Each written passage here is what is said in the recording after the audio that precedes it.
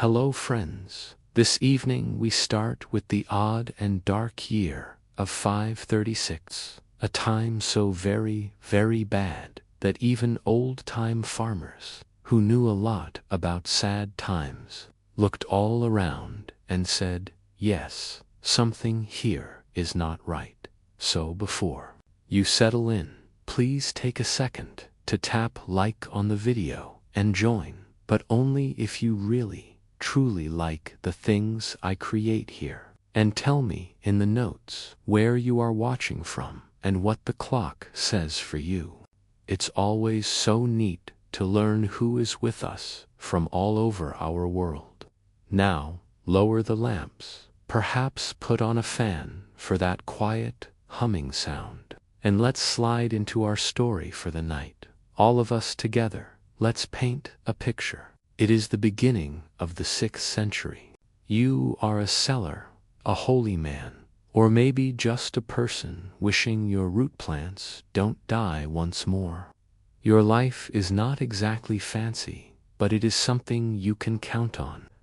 The parts of the year come and then they go. The sun comes up, does its work, and you fuss about it, just like always. Then 536 comes, and all at once, the sun does not.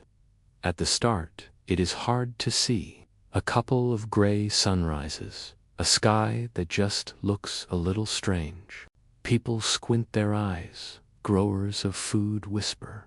Someone tells a funny story about the gods sleeping too long, but the sky does not clear. The shining stays weak. Days go by, then weeks. The sun keeps on with its lazy, slow pattern, like it's doing just enough so it won't get let go. Over Europe and Asia, something is very much amiss, and not in the rain fell on my nice clothes kind of problem. The old writer, Procopius, a man not known for big stories, wrote that the sun gave its light without any real brightness. That is an old writer's way of saying, this is deeply scary, and we are all going to pass away. Other writers talked about a dusty fog that put a blanket over the whole world.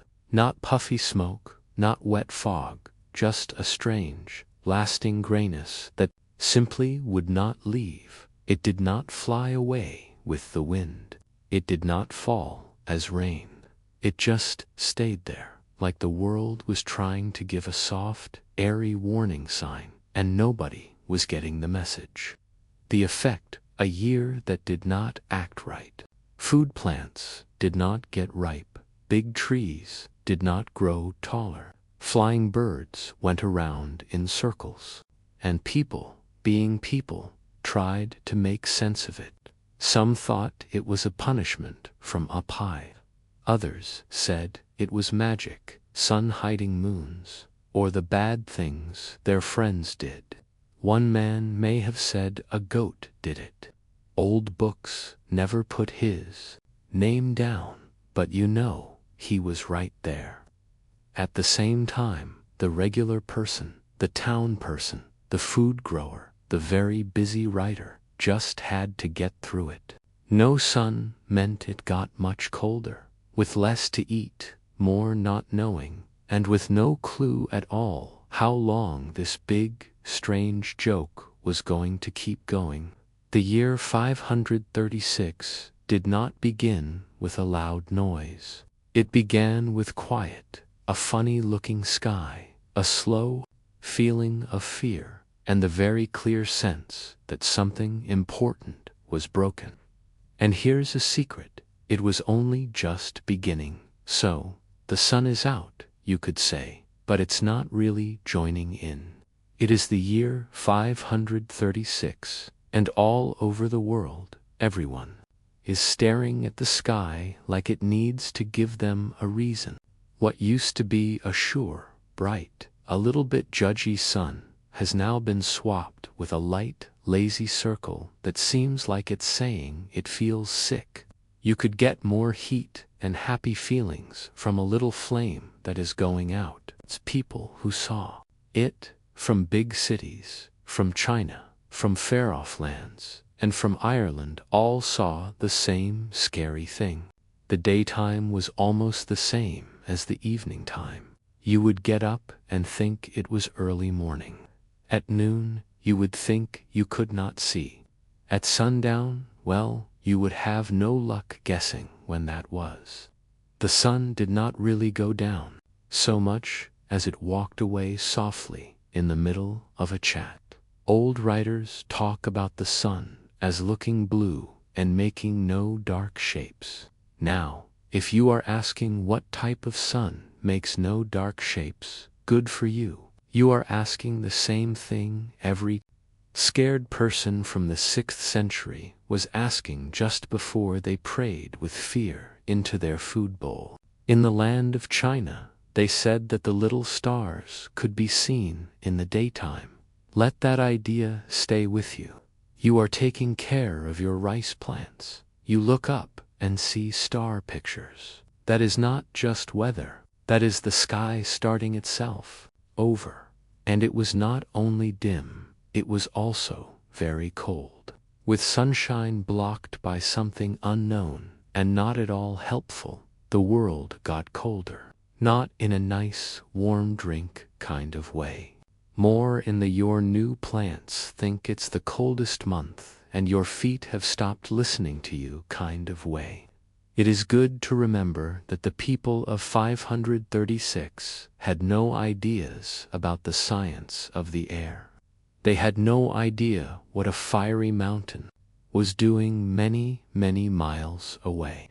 All that they knew was that the sun had quit doing its job, and when your food, your warmth, and your whole feeling of wanting to be alive depends on that job, it turns into a very big problem. As you would guess, people searched for reasons why. The prayerful saw a message from up high. The stargazers said it was scary planets lining up. Town leaders likely pointed to strangers, bad signs, and that one person in town who always seemed a bit strange. No matter the reason, one idea was certain. The sun had stopped putting in the effort. And when the main star of the sky gives up, you know that things are going to get very, very bad. At some moment in 536, people began to see it was not just the sun feeling grumpy. The whole sky had made a choice to act strangely. From all over, stories arrived of a strange thing, a lasting, dusty fog that did not act like any regular kind of weather. It was not wet fog. Wet fog goes away. It was not smoke. Smoke smells like a fire is burning. This strange fog just existed, like a soft, damp ghost that followed all the people around, making it hard to see and making feelings low in the same way. Procopius, the always serious old writer, said the sun gave out light with no real shine, and said this ghost fog stayed over the world for 1 full year, that is 12 whole months of not being able to see the sky, right? Not knowing the time of day, not knowing what part of the year it is, and thinking about if this is just how life is going to be now. Far away, Chinese books told of yellow powder falling down from the sky and, for an extra bit of strangeness, snow in the summer. Just think about waking up in the hot month to see your plants are all white with frost and your birds are very, very mixed up.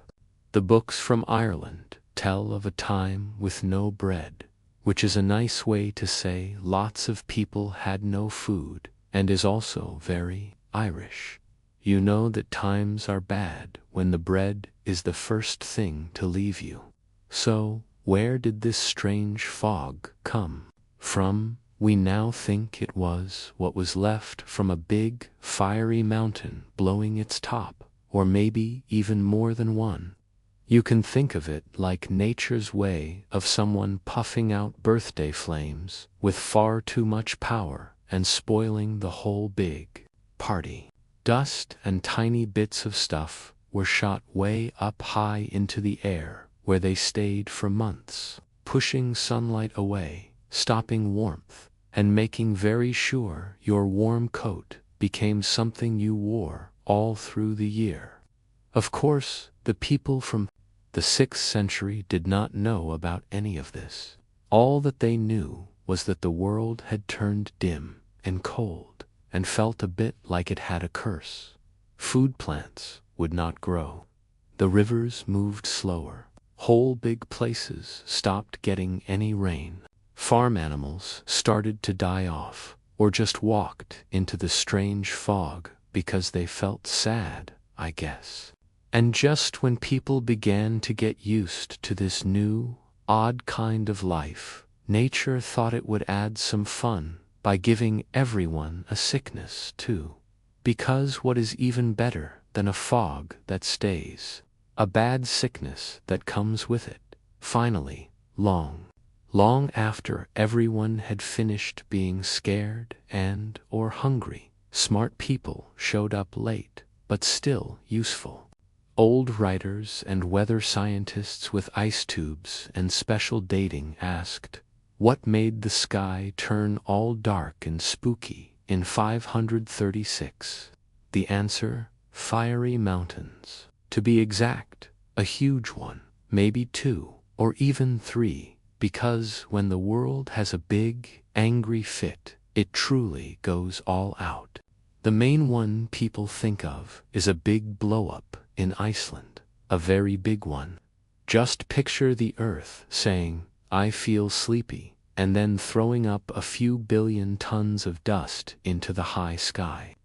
That dust hangs around like a friend who won't leave, stops the sunlight, and makes the whole world get very, very chilly. Ice from Greenland shows a big jump in yellow stuff from that year. It's like a cold, frozen bill, showing the planet had a loud, angry moment. The ice from the South Pole tells a very close story. The first blow-up might not have been by itself. Clues show a second one happened in the year 540, and maybe one more in the year 547. That is correct. This was not a single bad event.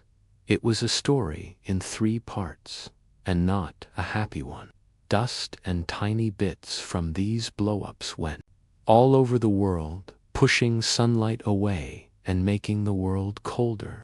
In places like Mesopotamia, this meant food did not grow and money was lost.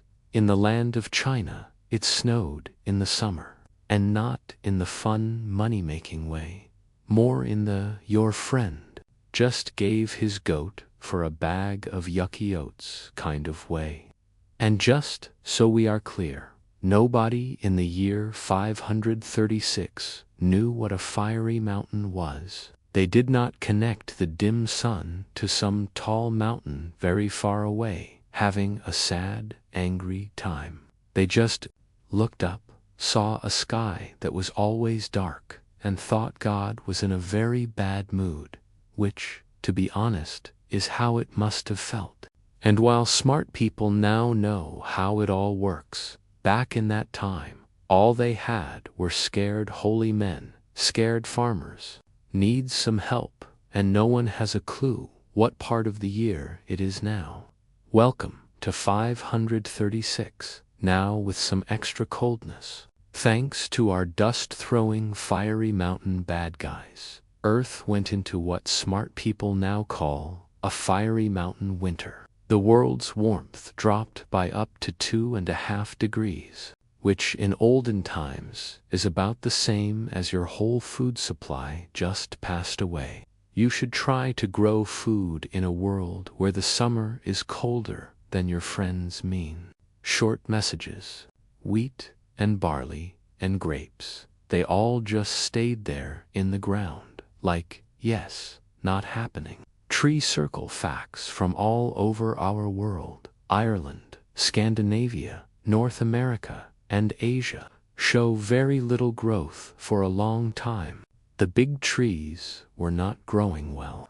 They were just staying alive, almost, and if the big trees were having a hard time, you can guess what that meant for the people trying to eat the things that grow on them.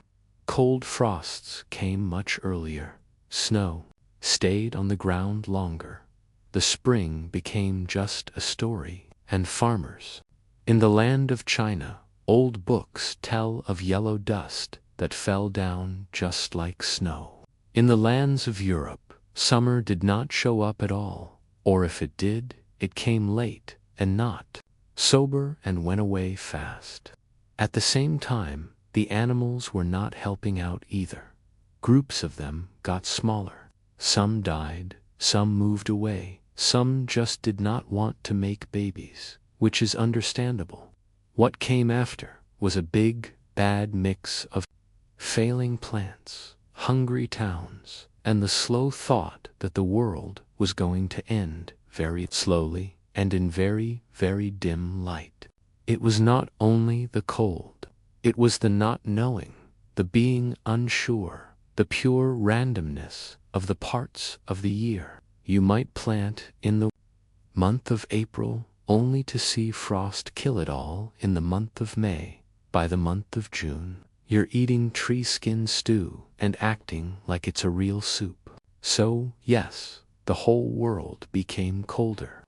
But the true cold was the slow, scary feeling that the warm sun might not ever come back. By the time that the sun had grown dim and the world's warmth had gone down, it was certain something else was passing away, too. Hope and wheat. But it was mostly the wheat in a time before factories, where almost everyone was either a farmer, eating what farmers grew, or taking from someone who had. A bad food year was not just a sad thing. It was a very big, scary problem. And in the year 536, it was not just a single bad food year. It was one after another, until people could not remember what having a full tummy felt like. The food plants had no chance at all.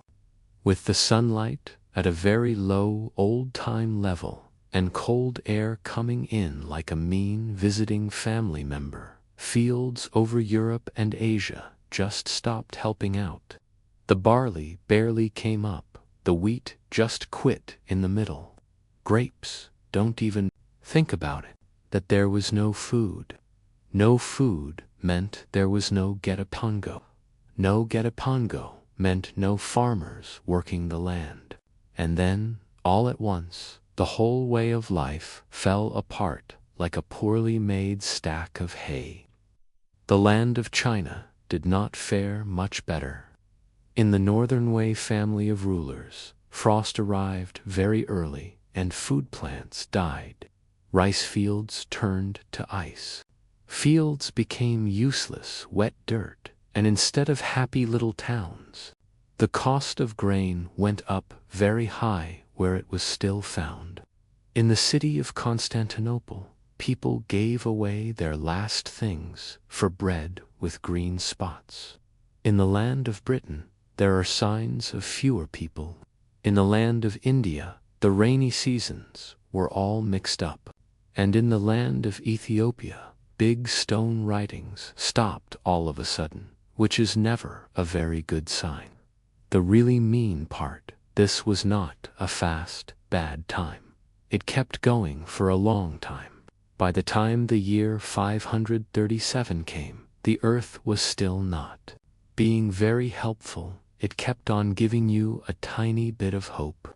A warm day right here, a little green plant there, just to knock it all down with a cold frost the very next morning.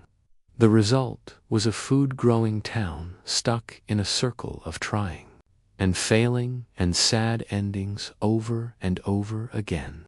Old-time farmers had a name for this, a punishment from up high. But the farmers on the land just called it what it seemed like, the world's longest, most hungry winter. If You were thinking this big world problem was kept to one unlucky spot of the world. You should think once more. The year 536 was not a picky one. Chinese ruler records from the Northern Wei family of rulers told of very strange weather ways, frost in the middle of summer, and plants failing on a level that made people start to wonder if the sky had just decided to stop liking the earth. It was not just the snow either. There were big dust winds, dry times, and a yellow fog.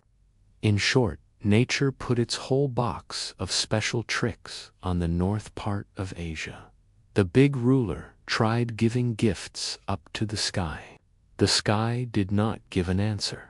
It probably just ignored him. The result? Great hunger, no food, and people fighting back. You are in charge. At the same time, all the way across the world in Ireland, the holy men were writing down sad little notes in their old books. Things like a time with no bread from the 12th year to the 15th, which, in old-time holy man words, is like crying very hard into a soft pillow. That group of words, a time with no bread, sounds very nice.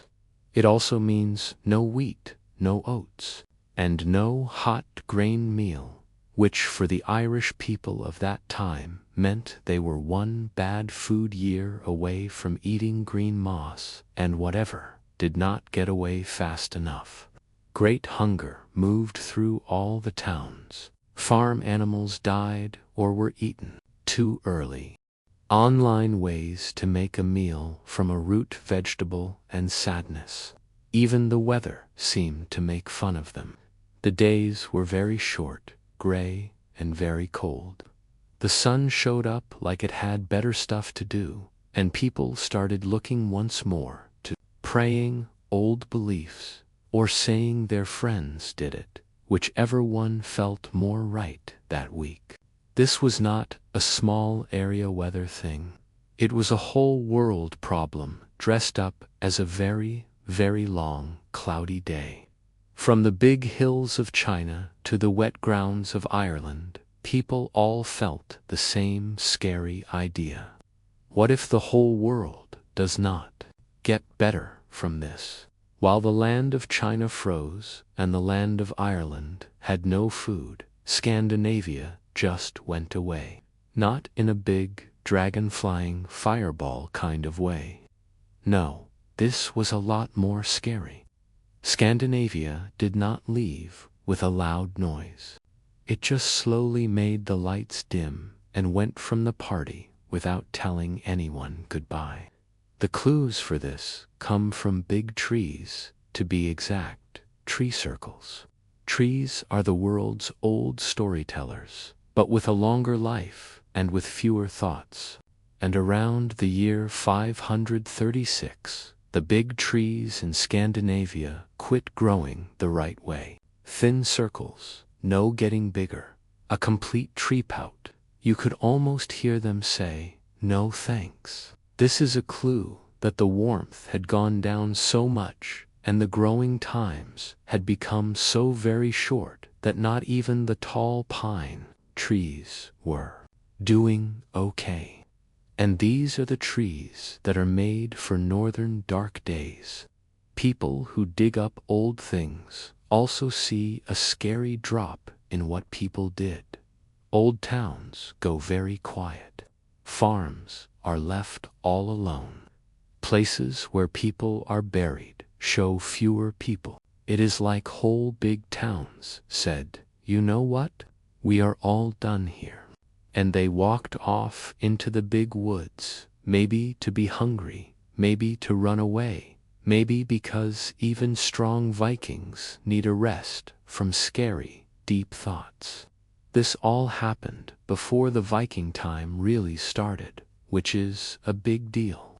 By the time that the North started to attack holy places and scare everyone from Ireland to a far-off city, they had already lived through one of the worst world problems in all of history. Some smart people even think that the bad feelings of this time, the great hunger, the being all alone, the towns getting smaller, helped make the Norse way of life, that sad, fated way of seeing things, the old stories about cold, mean gods and very long winters that just do not end. Yes, that might have been less made-up story and more a good weather report from the year 536. And because the land was already a hard place to live, the sudden big weather problem did not just sting, it destroyed. Groups of farm animals would have been very cold. Places where food was kept became empty. Whole big family lines might have just stopped in a single part of the year. But not like some other spots of the world. The Scandinavian people did not leave behind big stories or angry words. They left behind quietness and empty spots where people once lived, which in some ways feels much worse. It is one thing to know about bad times in a writer's angry note. It is another to find an old town and see that nobody ever went back. Now, while the big sun was ignoring the other parts of the planet, let's go and see the Byzantine Empire. To be exact, its shiny main city, Constantinople. We meet Emperor Justinian I, a man with very big dreams, a great set of laws, and with no idea at all he was about to be in charge of one of the worst 10-year times in all of human memory. Before the year 536, Justinian had been doing very well. He had put Roman laws into the big book of laws. He had paid for giant building works like the big church, the Hagia Sophia. He was taking back old Roman lands like someone on a memory trip. Things were going almost too well. Then the big sky turned to gray. The world's warmth went down. The food was all gone. And the big empire that never rests got hit with the worst feelings you can get. Constantinople, being a big city that counted a lot on grain from other places, was not happy at all when food did not grow in Egypt. The cost of bread went way up. Great hunger crept into the main city. And because that was not already bad enough, the dark in the sky made people think if the end of the world had finally sent a note back. To make things even worse, Justinian, a man who felt very good about his favor from up high, now had to say why God had all of a sudden changed his mind. Not a good look for a ruler's image. Fear about praying spread. Holy men warned of a big judgment. Some of the city people turned to a simple life. Others turned to saying it was everyone else's fault. And Justinian, he tried even harder, paid for more churches, prayed more, and likely said to himself, this was not in the big ruler book. But the bad things kept on coming because no big weather problem would be all done without an extra big sickness. In the year 541, Justinian's big empire got hit very hard by the first known time of the bad sickness, the famous plague of Justinian. It came on a big ship, as most all bad news does, and in a few short years, it took away about 20 to 50 million people, which was about half of the empire's people. Justinian himself got sick with it. He lived somehow, but his body was not the same, and neither was his big empire. Fights broke out. Army trips stopped. The people who worked for the ruler died faster than they could be replaced. And all that Justinian wanted to do was bring back Rome's old glory. Instead, he became the ruler who got hit by darkness, great hunger, bad sickness, and sadness. In that order, as if the year 536 had not already gotten the top prize in old time. Bad times, nature made a choice to bring in a new person to the sadness team, sickness. To be exact, the bad bubonic plague, showing up in its first scary show as the plague of Justinian. This was not your normal kind of sniffles or an old-time case of I ate a bad mushroom. This was a real, big sickness, right from the pages of Bad Dreams to Come. And it showed up at the very worst time, which, to be fair, was kind of the theme for those 10 years. By the year of 541, just as the sun still had not gotten all better, and everyone was either very cold or very hungry, or both of them, the bad sickness just walked into Constantinople on the grain boats. Because of course it came that way. Nothing like a rat-filled boat space to really add the final touch to your world-ending cake. Made by the germ Yersinia pestis, the sickness spread very fast thanks to little fleas, rats, and cities with too many people that had not quite learned about germs yet. The signs were a high fever, throwing up big bumps on the body, and dying all of a sudden. The kind of thing that makes you miss the times of great hunger. The numbers are not exact, but the number of deaths was very, very big. 25 to 50 million people all over the Byzantine Empire and more. That is up to half of all the people gone in just a few short years. You could not turn around without seeing someone who had already passed away. The Emperor Justinian himself got sick with it and got better, but many of his helpers were not so lucky. The work of the empire stopped, army trips ended, and the cities got empty faster than a drink barrel at a big church party. To the normal farmer, this was not a science thing. This was God's very loud voice, and it was yelling. And seeing that the sky was still gray and the plants still were bad, people thought the sickness was the last part, the big goodbye from up high. Big graves were made. Holy men had no more prayers. The services for the dead were made short too. Something like, "He is gone. Who is next?" What made it even worse was how random it was. Some people passed away in a single day. Others got better and saw everyone around them go away. It was not just sad. It was very, very unfair, even for old-time ways. And just like that, the dark story of 536 had officially spread everywhere by this time.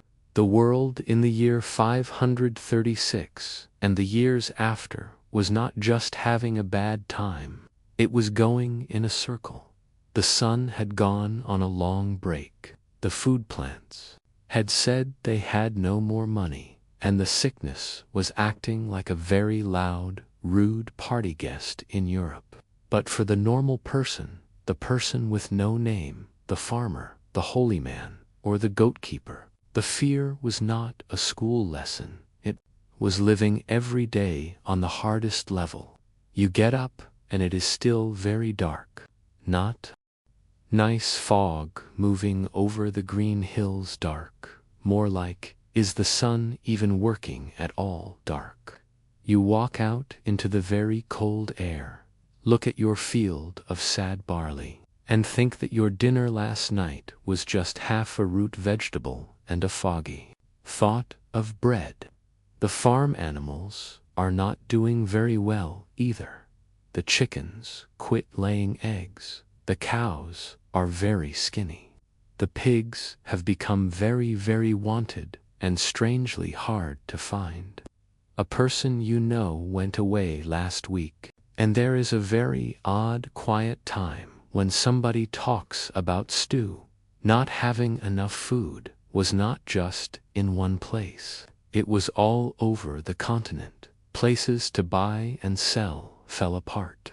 Grain turned into a kind of money, and if you had a single carrot and no kids, you were almost like a rich old-time ruler. In the city of Constantinople, the prices went up so high that even rich people started to feel the new feeling of being hungry. In far-off little towns, things were much worse. Great hunger did not come all at the same time. It came very slowly, very meanly, and with no care at all for what was fair. And then there was the feeling in the mind, with no real sunlight to show the days, right? Time itself felt all fuzzy. Was it the morning, the evening, or Wednesday? No one really had a clue.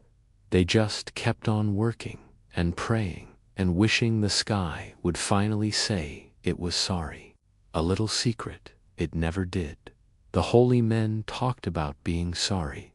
The rich people kept all the food. And the common people, they looked at the gray sky and thought, if this was just how life was now, a long, cold, dimly lit show of bad times, with a rat showing up now and then, hope turned into a fancy thing. Most people were just hoping not to be the next person to have a funeral. In fact, if you had been able to stay alive through bad plants, sickness, freezing cold, and a general feeling of deep fear, good for you. You were now able to be called a person who lived through it, which in the year 536 meant you were not well fed, very scared, and still looking at the far-off line for a son that was not going to return, after long years of great hunger, bad sickness, and a sky that was always dark. How people lived together, began to do what groups of people do best when things are hard. It fell apart in a slow way while saying that everything was just fine. It was not just about being hungry any longer.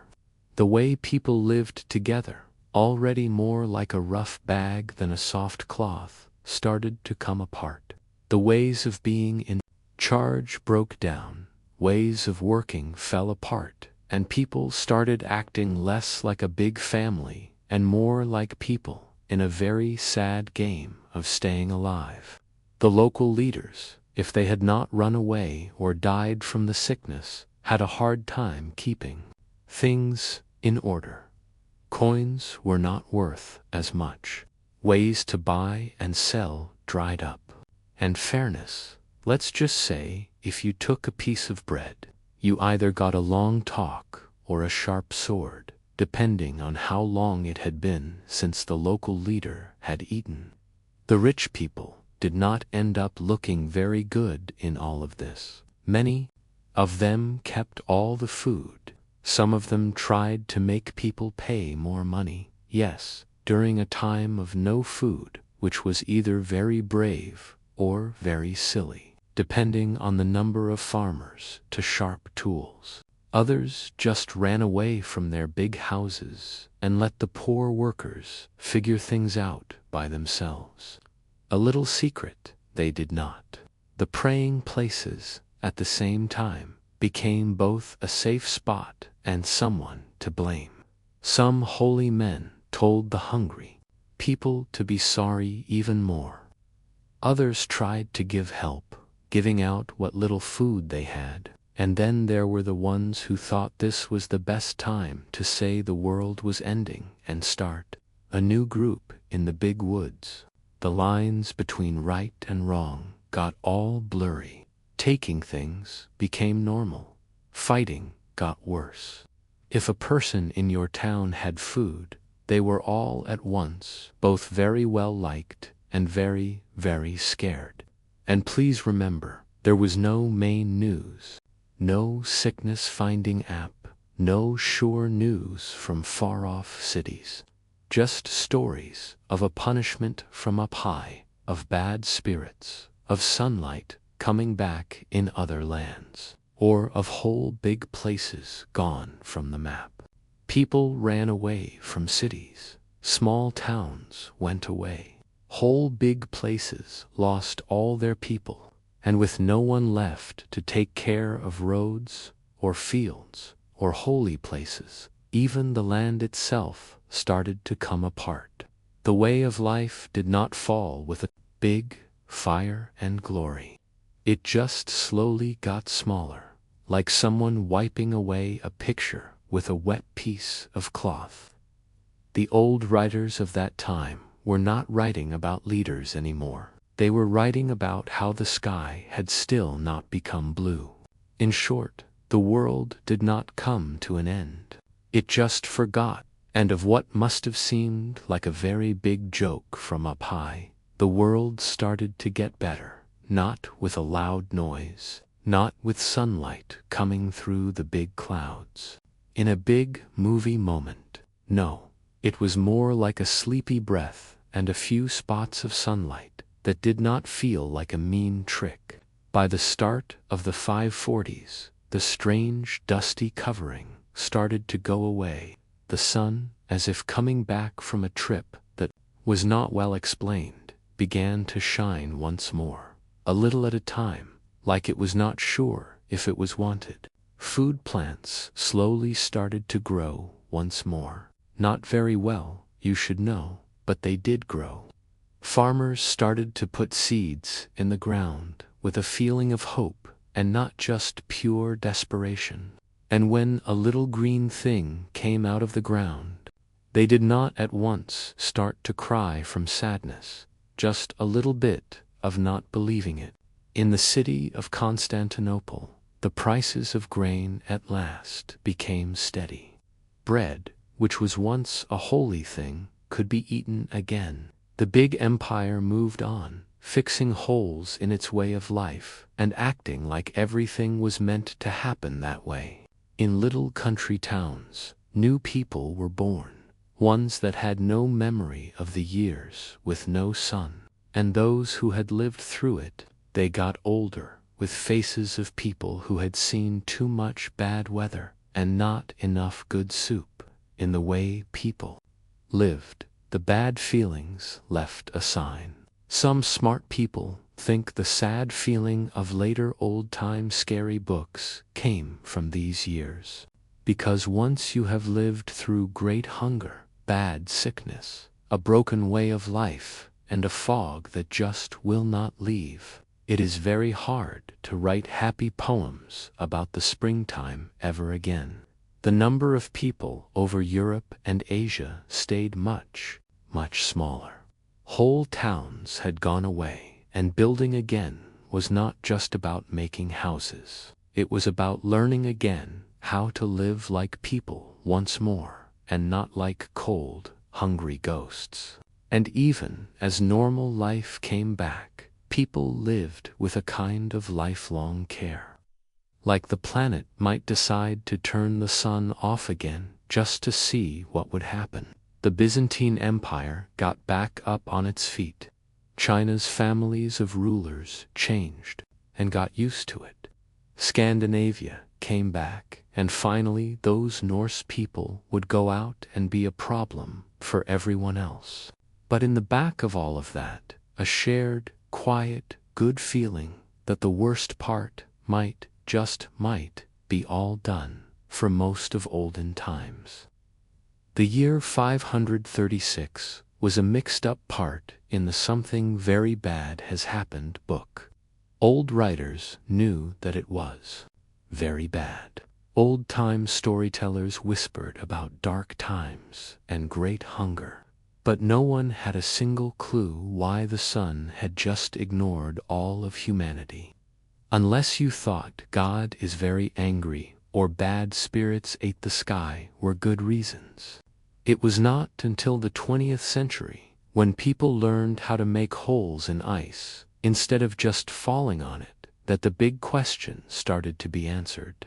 Here come the ice cores, long round things of old frozen layers taken from Greenland, and the South Pole, like the Earth's very quiet memory, sticks.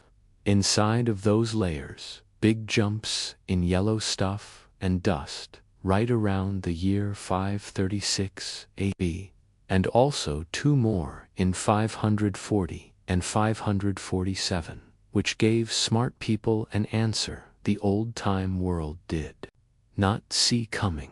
Fiery mountains, very big ones, probably more than one.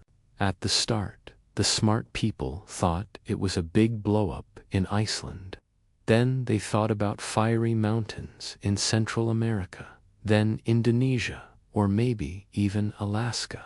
In short, the planet made a coughing sound, and smart people are still talking about which lung it was from, but the result was just the same. Dust shot up high into the sky, where it moved all over the world, pushing sunlight away and making the world colder for many years. Nature's own way of making the lights dim and not remembering where the light switch is. This idea changed how we see big weather problems.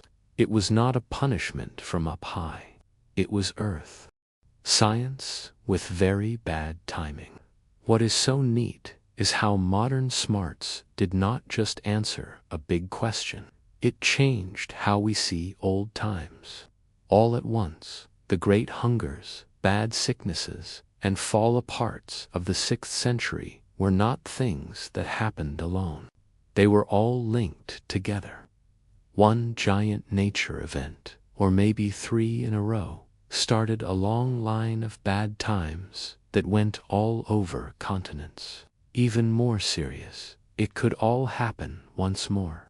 Fiery mountains do not care about your Wi-Fi or your worldwide food trucks. They will do what they did in the year 536, block out the big sun and see us all get scared. But at least this time we would know why our red vegetables are dying.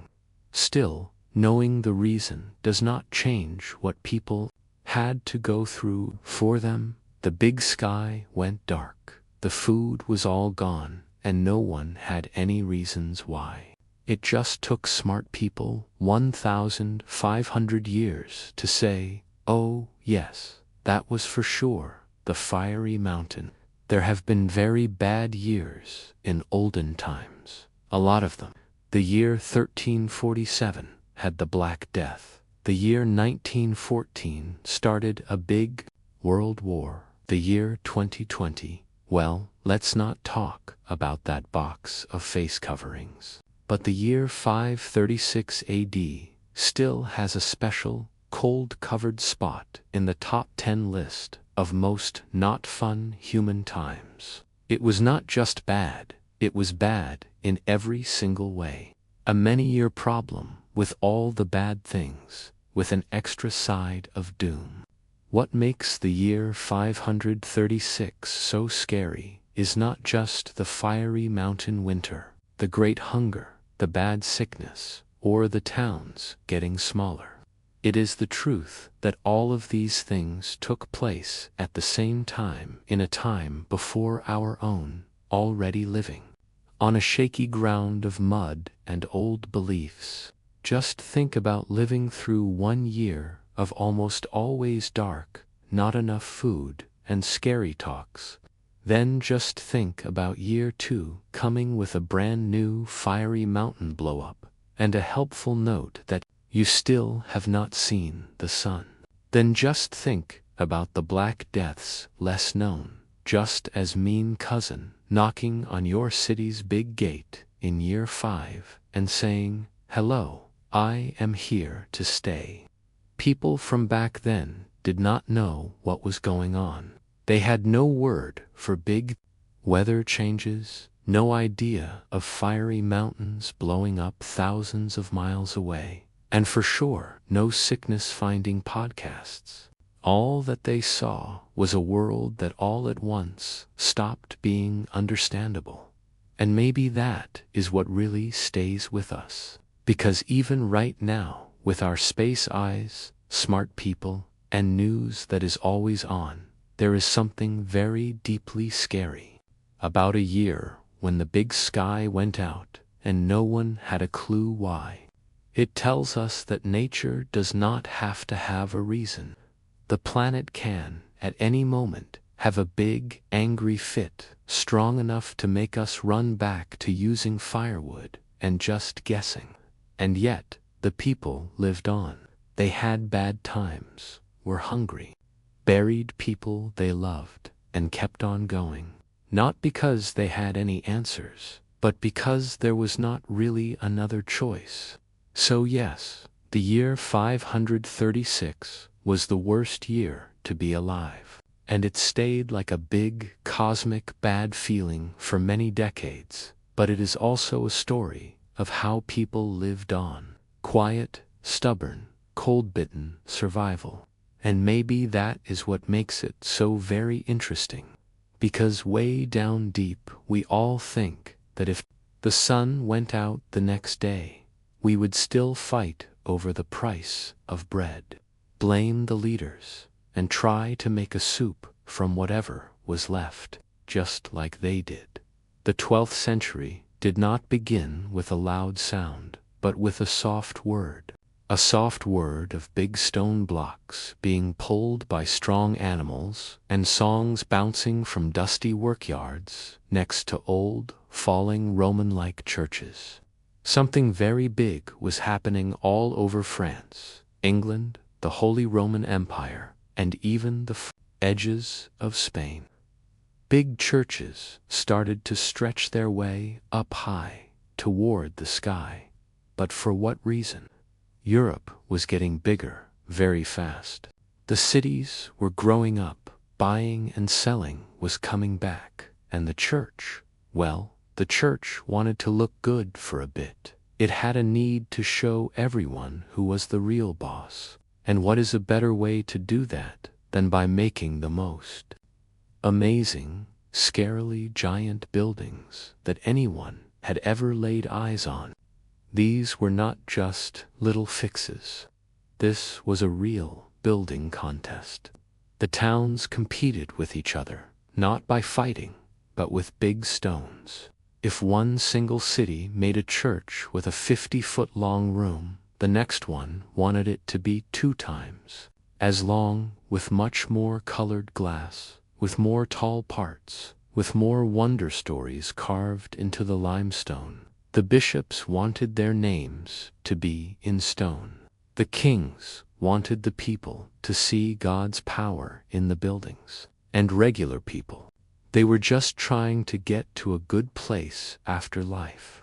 One little coin, one long walk, one very hard work shift at a time. And yet, none of this would have ever worked if someone had not learned how to trick gravity. Here comes the Gothic style. This new way of doing things changed all that people thought they knew about how to design a church. No more very thick, short walls. No more very small windows that let in just enough light to tell you that the daylight was there. Gothic building loved air and light. It wanted God to be able to see in and for you to be able to see out. Arches with points, vaults with ribs, and those amazing flying supports. All of this was about reaching up, letting in a lot more light, and making people feel very small when they were near God. What began with small tries at St. Denis would grow into a very big, popular thing. For the next 400 years, Europe would be stuck in a wild time of stone cutting, high climbing, colored glass making craziness. And the most wild part, most of these big churches took hundreds of years to build. Whole groups of people would be born and then pass away before the last tall point was put on top. This was not just building. It was belief made into a real thing, one flying support at a time.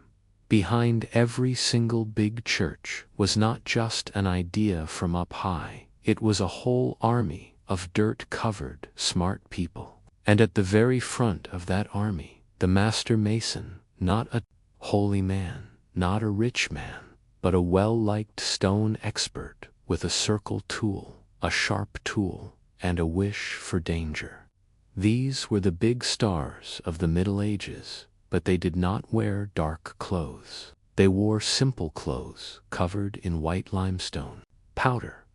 The master builders were not just building bosses. They were designers, engineers, artists, and sometimes almost like cult leaders. Because when you are telling poor farmers to pull multi-ton stones 50 feet up into the air using just ropes and wood wheels, you should have a charming way, or at least a very good floor plan. But here is the different part. Most of these great men were not rich men.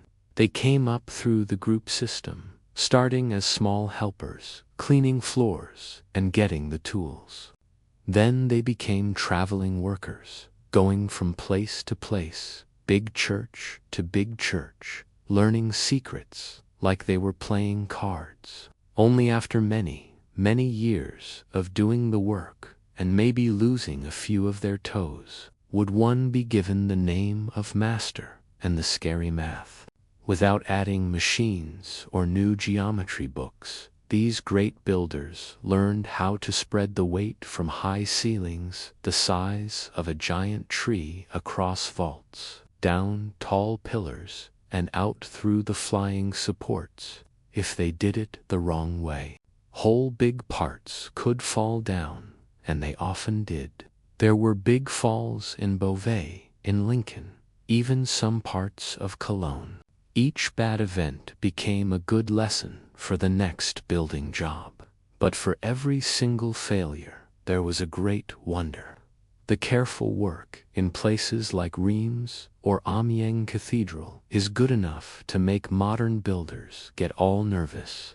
These men found the angles by just looking, with strings and white chalk, making strong wonders that are still standing many hundreds of years later. They worked with the stone cutters, the woodworkers, the glassmakers, and the helpers in what was pretty much the most messy group task of the century. They did not just make the plans. They were in charge of whole building worlds. And sometimes they passed away before their big dream was all done, leaving the next person to guess what in the world they were thinking when they drew that strange three-part arch over the big room. Gothic big churches were not just large, they were full of life, with stories, with signs, with saints, with monsters, and with lessons carved into every single spot. If you were not able to read Latin, that was no problem. The stone would give a talk to you. Let us begin with the big doors. These were not just doors. They were gatekeepers from up high. Just think about walking into church under lines of saints, helpers, and the Last Judgment. All of them looking down at you, carved into arch after arch after arch. Jesus is in the middle, calm but looking. Bad people being pulled to a bad place by monsters right next to sellers and bread makers. A soft little message. Give your money or else. And the gargoyles. They were not just old-time water pipes. They were theological door guards, made to scare away bad spirits and maybe a few people who were not behaving.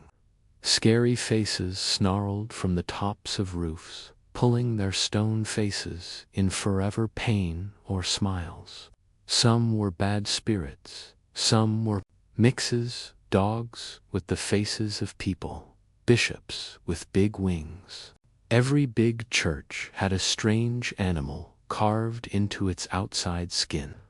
On the inside, the tall pillars were not just plain round things, they were like woods of meaning.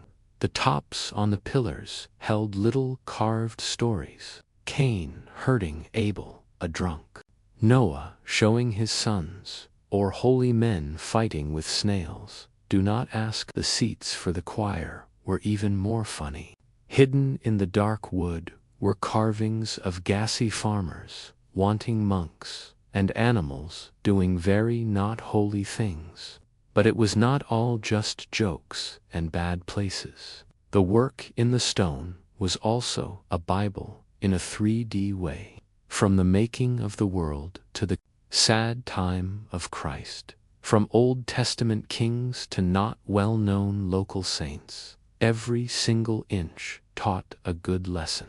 These big churches were holy books for the people who could not read. Big talks frozen in the limestone. And the artists, they worked without being known. Most of them did not sign their names. Their prize was not being famous. It was their belief. Though now and then one would put in a name, a small picture of themselves maybe, or a carved mean word aimed at a rival mason 2 floors down. The stone told the stories, but it also worked as a message. Kings, bishops, and local rich people often asked for their own faces to be put next to the saints. Political rivals were made into bad spirits. The enemies of the church found themselves forever boiling in carved HELLS. Step inside of a Gothic big church, and the first thing that you would see after your neck started to hurt from looking way up was the light. Not just the sunlight, but colored light, a light from up high. Light that told the stories and made you feel like you had just walked into a whole new world completely. Welcome to the time of colored glass. In the Gothic way of thinking, light was not just for seeing. It was for believing. God was the light. And the big church was supposed to be a little bit of heaven on the earth. So of course it needed big windows that shone with a fire from up high. The windows were very, very big, especially when you see them next to their Romanesque ones before. And they were not just for looking nice. They were giant pictures in glass. The big rose windows of Chartres and Notre Dame, they are pretty much round, shining comic books. You would see the making of the world in a single square, Noah's big boat in another, and a whole family tree of Christ put into a turning mix of red and blue. Every single piece had a meaning.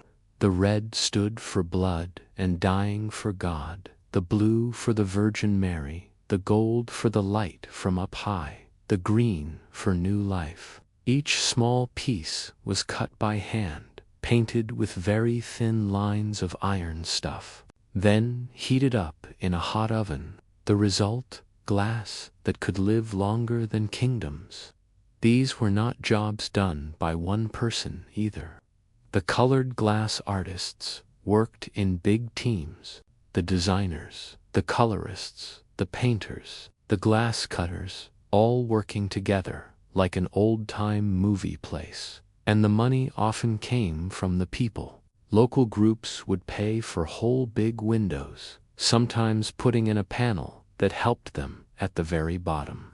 This window was given by the fish sellers. May their fish always be very fresh.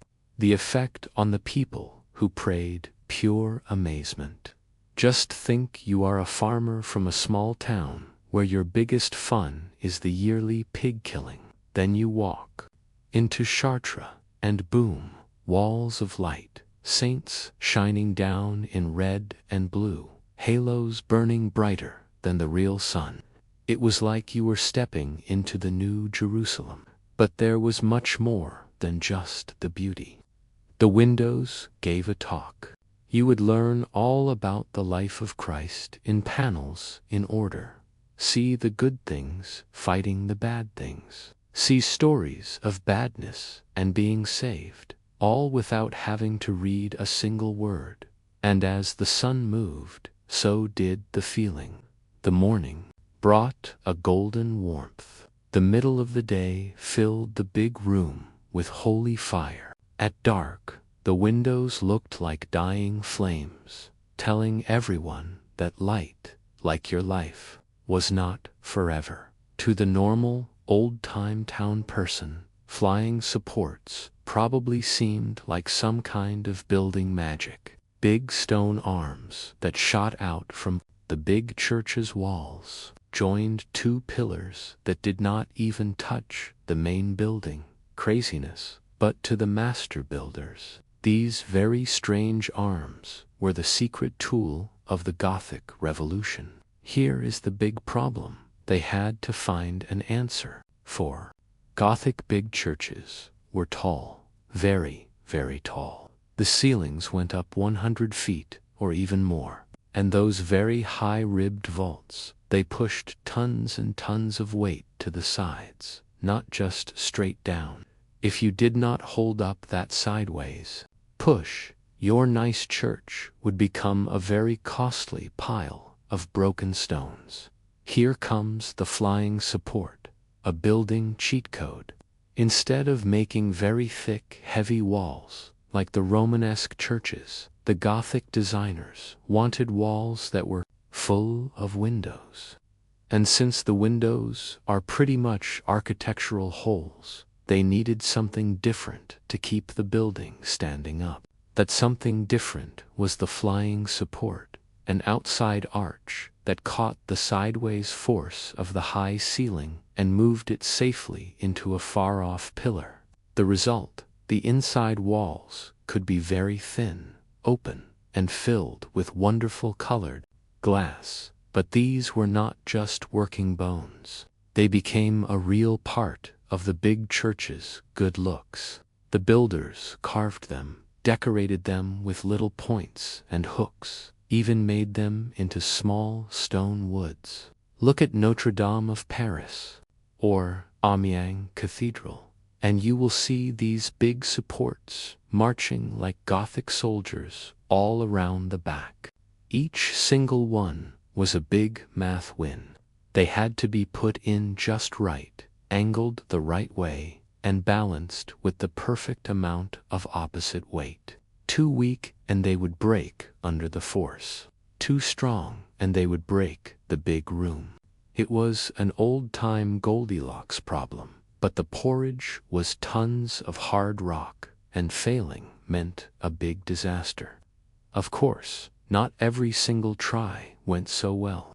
Beauvais Cathedral famously tried too much. It wanted to be the tallest church of them all, but even with flying supports and extra help, parts of it fell down a few times.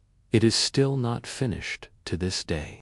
A proof that even the very best builders could fly too near to the architectural sun. But when they did it the right way, the effect was like it fought gravity. You would walk into a big space that felt like it was just floating. The walls went away. The ceiling stayed up like a big cloud. And you had to ask the question, how is this thing even standing? At some certain point, Gothic builders looked up at their already amazing big churches and said, what if this was even taller? And that is how one of the strangest contests in old-time Europe started. The up-and-down competition to see which one could poke God in the eye before anyone else. The towers were not just for ringing the bells or getting a nice look at the town's main square. They were big signs of money, of belief, and of pure city pride. The cities were not happy with small, simple tops. They wanted the very tallest, the most shiny, the one that traveling people would talk about long after their feet were not hurting. Each big church had its very own way. Notre Dame in Paris grew to giant twin towers that stood like stone guards over the big river. Chartres put its towers up in a crooked way, one Romanesque, one later Gothic, because being the same is for the weak. And Cologne Cathedral, it decided to become the tallest building in the whole world.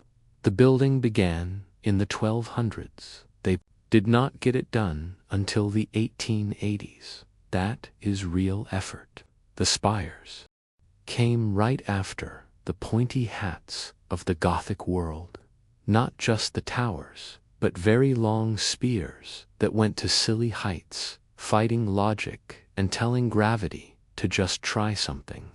The Salisbury Cathedral spire, for an example, stands up over 400 feet tall. They built it without any steel or new cranes, just some ropes, muscle, and a bit of old-time knot-carrying. But going much higher came with a lot of danger. Every single inch up made the load bigger, the sway bigger, the risk bigger. Strong winds could break unsupported spires. Lightning hits were happening all the time. Some of the towns even hired spire watchers, people who pretty much stared at the building to see if it looked like it was going to fall. And yet, the people kept on building. Part of it was about God. The higher the building, the nearer to God. But part of it was also in the mind. These were skyline fights. If your neighbor's city had a taller spire, you were pretty much saying their belief and their money was bigger. Not okay. The result, a sharp forest of stone coming up all over Europe. These towers were not just for looking nice. They held big bells the size of carts, clock parts, and even old holy things. Some were also watchtowers or fighting platforms. Others just were there to look good, to scare, or now and then to frighten. Gothic towers did not just whisper heaven, they shouted it. But for all of the power and big dreams in the stone, the real living heart of a big church was in some other place. In the human story of all those who built it, prayed in it, and sometimes passed away inside of them. Under every single towering big church was a base of bone, in a story way and sometimes for real. These big buildings to belief were not made by angels or by saints. They were made by muddy-booted, hard-handed humans, the stonecutters, the carpenters, the glassmakers, the blacksmiths, and a small army of unknown helpers who got none of the praise and all of the sore backs. Let's start with the masons. They were not just people who stacked stones. They were skilled workers who turned quarried rock into strong poetry. A master mason might have planned the big church, but it was the normal traveling workers and the helpers who did the carving, the chiseling, and the pulling. Every single block had to fit in just right. No room for a mistake. A single mistake could mean a fall. Then there were the carpenters. They did not just make the high platforms, they made the machines. Giant treadwheel cranes that were powered by men walking like little hamsters. Platforms that moved. Exact wood shapes for pouring the mortar. The wooden frame inside of a vault or an arch had to be perfect, or the whole entire thing would fall. In the moment, they took it away. No stress. And let's not miss the mortar mixers, the rope makers, the water pullers, and the men who had to climb to the very, very top of a spire to put in that one last stone. All of that for a few small coins a week, and the good luck of not dying on the job. Many of the helpers lived right there in camps that were made up around the big church grounds. These camps had their very own rules, their own food places, and probably more than a few drink places. Bad things happened a lot. The tools slipped, the stones cracked. Sometimes whole big platforms just fell down. The hurts were often deadly, and the workers were just replaced. But why did they choose to do it? For some of them, it was a sure job in a world with not many choices. For others, it was a good way to serve God, to be a small part of something that lasts forever. And for the few who could read or had big dreams, it was a way to join a group, even to move up in life. Most of them never saw their work all the way done. A big church could take 100 years or even more. One single mason might carve a small corner of a doorframe and know that his grandson would be the one to finish the other side. That was the way of big church building. Long, very hard for many groups of people. You did not build it for yourself. You built it for all of time. And though we do not know any of their names, their fingerprints are still right there in the stones, in the glass, in the light arches that somehow are still standing. You have seen the outside of it.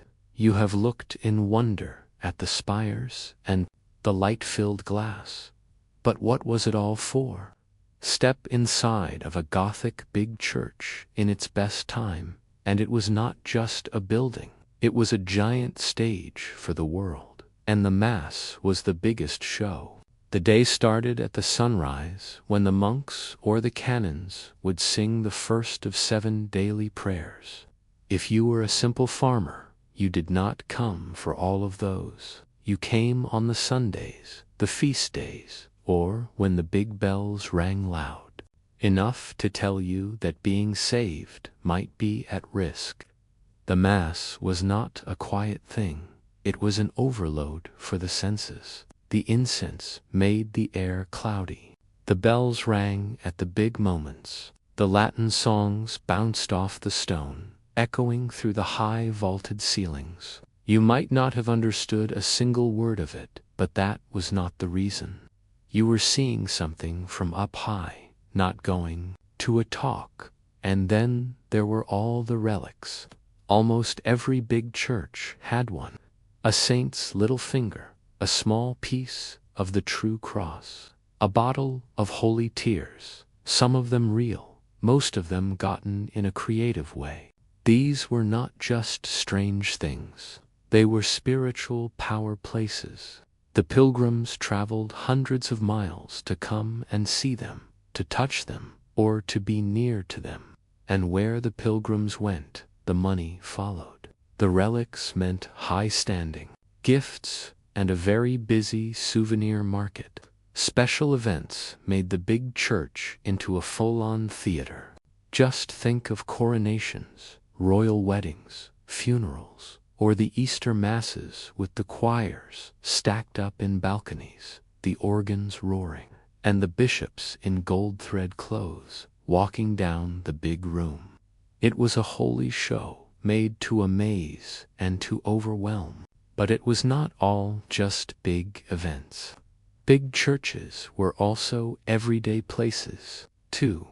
They were used as meeting halls, as schools, as law courts, even as safe places during big storms. The merchants sometimes put up their stalls just outside. The town people would gather on the steps. The children probably played tag in the quiet yards when no one was looking. There was a lot of tension, of course. Not every person was welcomed in the same way. The women were often put to the back. The poor people might get some free bread, but were almost never heard. And the clergy, they lived in their very own world, with a strict order, well-fed, and now and then more corrupt than they were holy. Still, the big church was the real heart of the city, a place where the heavens met the earth, where the time moved in a different way, and where the stone and the ritual came together to tell everyone of their place in the big divine order. By the end of the 1500s, the Gothic cathedral, which was once the top jewel of Christendom, was turning into a relic of its very own. The world was going through changes, and those grand towers and colored glass talks were all of a sudden not in line with the times. The Renaissance had shown up, and with it came a brand new love, classical old times. The architects and the patrons now looked to the old city of Rome for their ideas. They wanted things to be the same, domes and clean, straight lines, not the flying buttresses and the forests of pointed arches. To the Renaissance way of thinking, Gothic architecture was not from up high, it was barbaric. They even started calling it Gothic as a mean name after the Goths, who had taken Rome many centuries before. But it was not just about how it looked. The Protestant Reformation shook the very base the cathedrals stood upon. Reformers, like the man Martin Luther, spoke out against the Church's fancy ways and its love for relics, for rituals, and for indulgences, all of the things cathedrals had come to be. In many Protestant areas, cathedrals were cleared of their treasures. The colored glass was broken up. The statues were beheaded. The altars were painted all white. The light that had once danced across holy scenes now just fell on empty walls. At the same time, Catholic areas did even more. The Counter-Reformation led to Baroque new looks. Gold and marble and theatrical style took the place of the soft Gothic mystery. The once dark big room became a stage of shining drama. Some of the cathedrals were changed so much that their Gothic bones went away under layers of plaster and little angels. And let's not miss the financial fall. The wars, the plagues, and the changing tradeways meant there was less money for the big projects. Many of the cathedrals were left not finished. The towers stopped in the middle. The spires became just stumps. The skilled groups broke up. The age of the master masons went away like smoke through a broken rose window. But the end of the Gothic was not the end of its big story. In the 19th century, a Gothic revival went all across Europe. The Romanticism brought back a love for the medieval writers, like the man Victor Hugo, made decaying cathedrals into literary stars. Restoration works, some of them careful, others a disaster, tried to bring back all their old glory. Think of Notre Dame before the big fire. Think of Cologne Cathedral, finally all done after many centuries. Today, the Gothic cathedrals still stand, some of them perfect, others with battle scars. They are monuments not just to a belief, but to human big dreams, imagination, and the want to touch the heavens with just stone. The Gothic boom may have come to an end, but its sound still rings through every single arch, every single shadow, every single beam of colored light. By the end of the 13th century, the time of Crusader kingdoms in the Holy Land was turning into just dust. The big Christian takeovers, Jerusalem, Antioch, and Edessa, had all been lost one by one. All that was left of almost 200 years of European crusading work was the port city of Acre, a last little light on the Mediterranean shore, a sign of glory, now a fort of great sadness. Acre was not just one more city.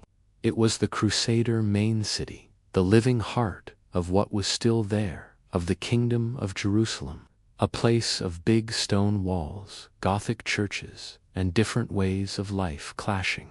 It was full of merchants from the cities of Genoa and Venice, fighter monks from the Templars and the Hospitallers, and nobles holding on to names long without any real power. But under the money and the tall battle walls, Acre was a box of sparks. The European groups inside the city spent as much of their time fighting with each other as getting ready for the big siege that was coming. The warning had been on the wall for many years. The Mamluks, a fighting elite group from Egypt, had slowly taken out every Crusader fort in their way.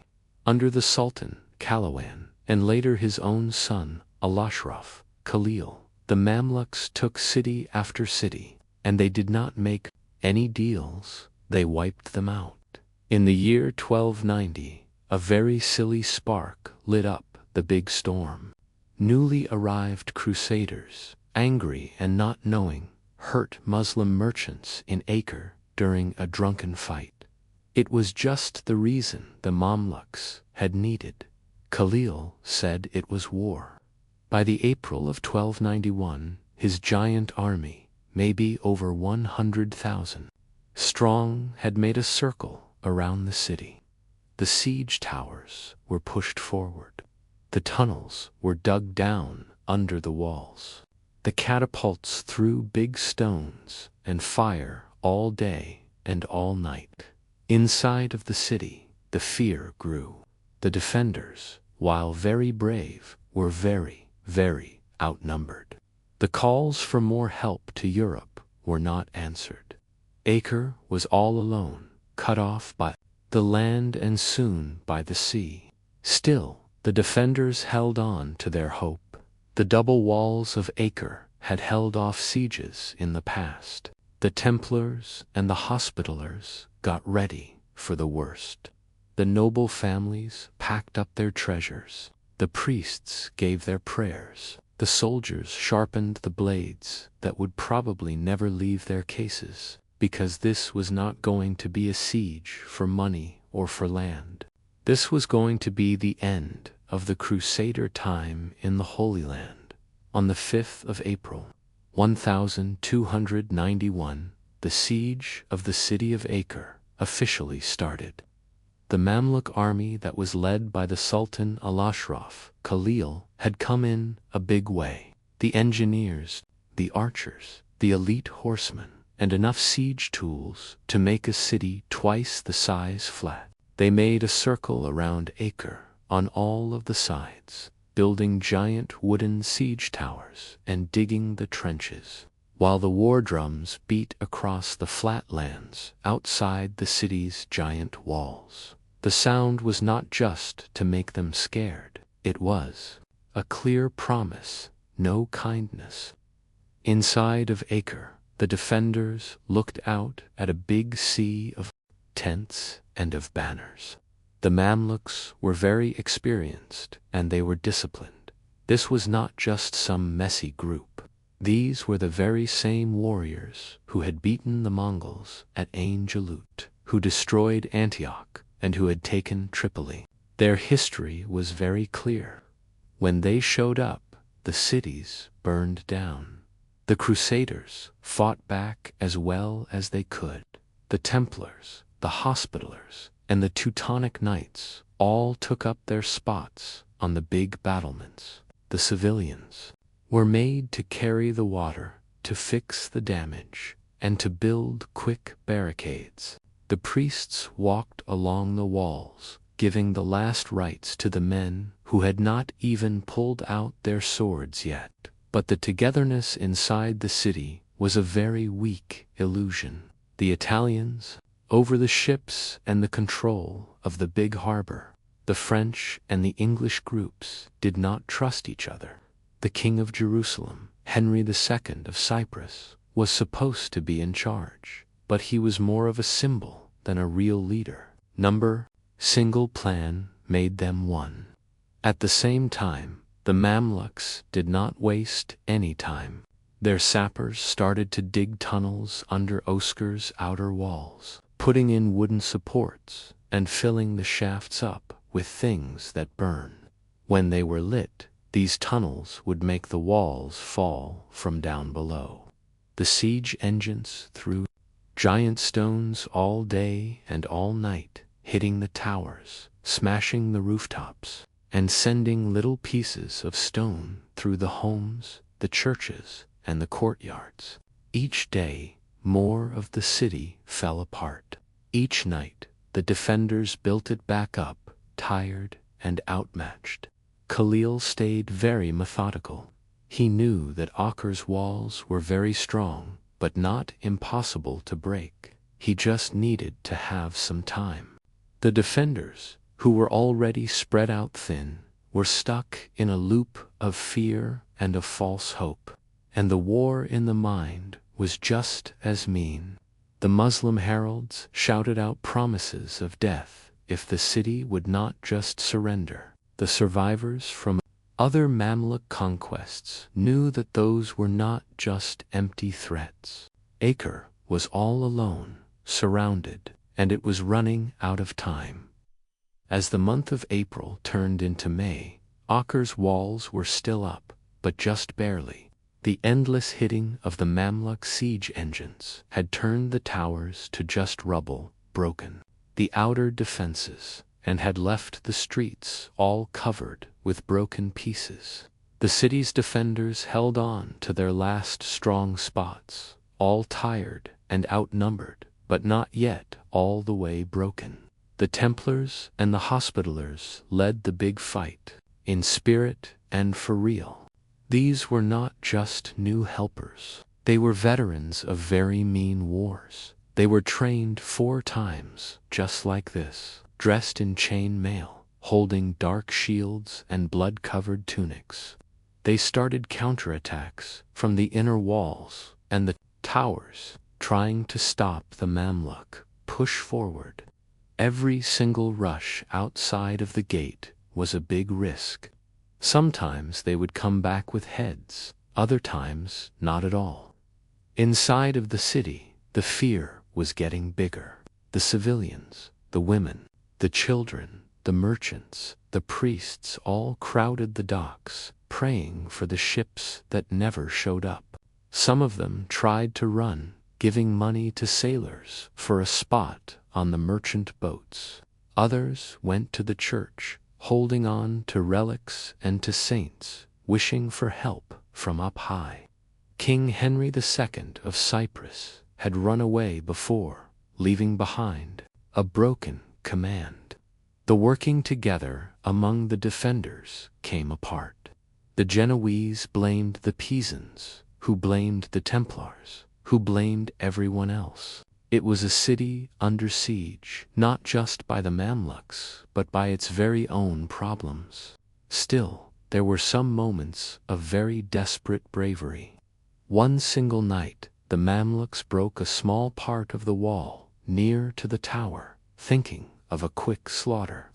They rushed through, only to be stopped by a sudden countercharge that was led by the Hospitaller.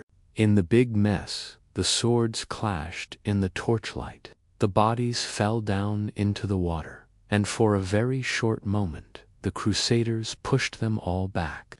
The breach was sealed up for a short time, but these little wins were very short. The food supplies started to get very low. The wells were made bad or were destroyed by the falling pieces. The sickness crept through the refugee-filled parts. The rats fed on the dead in the streets, and the good feelings rotted with them. The defenders were running out of everything, men and weapons and time. The Sultan Khalil, at the same time, stayed very calm. His engineers dug down deeper. His catapults shot up higher, and his archers filled up the skies with their arrows. He was not in any hurry. He knew that Acre's time was counted in days, not in weeks. And the very final blow was almost all ready. The defenders of the city of Acre still prayed for a big miracle. On the 18th of May, 1291, all the waiting was over. At the sunrise, the Mamluks started their very final attack. The siege towers rolled on forward. The climbing ladders were put up. The tunnels that were dug under Acre's eastern wall were filled with dry wood and were set on fire. The ground shook as the fire ate up the wooden supports, and with a very loud crack, a giant part of the wall just fell down. The stone, the dust, and the defenders all fell into the moat down below. The horn of the battle was sounded, and the Mamluks rushed through the big breach. They poured in by the many thousands. The Mamluk heavy infantry, the Sudanese archers, the horsemen leading the charges, even in the falling city streets. The Crusaders met them with all that they had. The Templar knights made a shield wall with their halberds ready.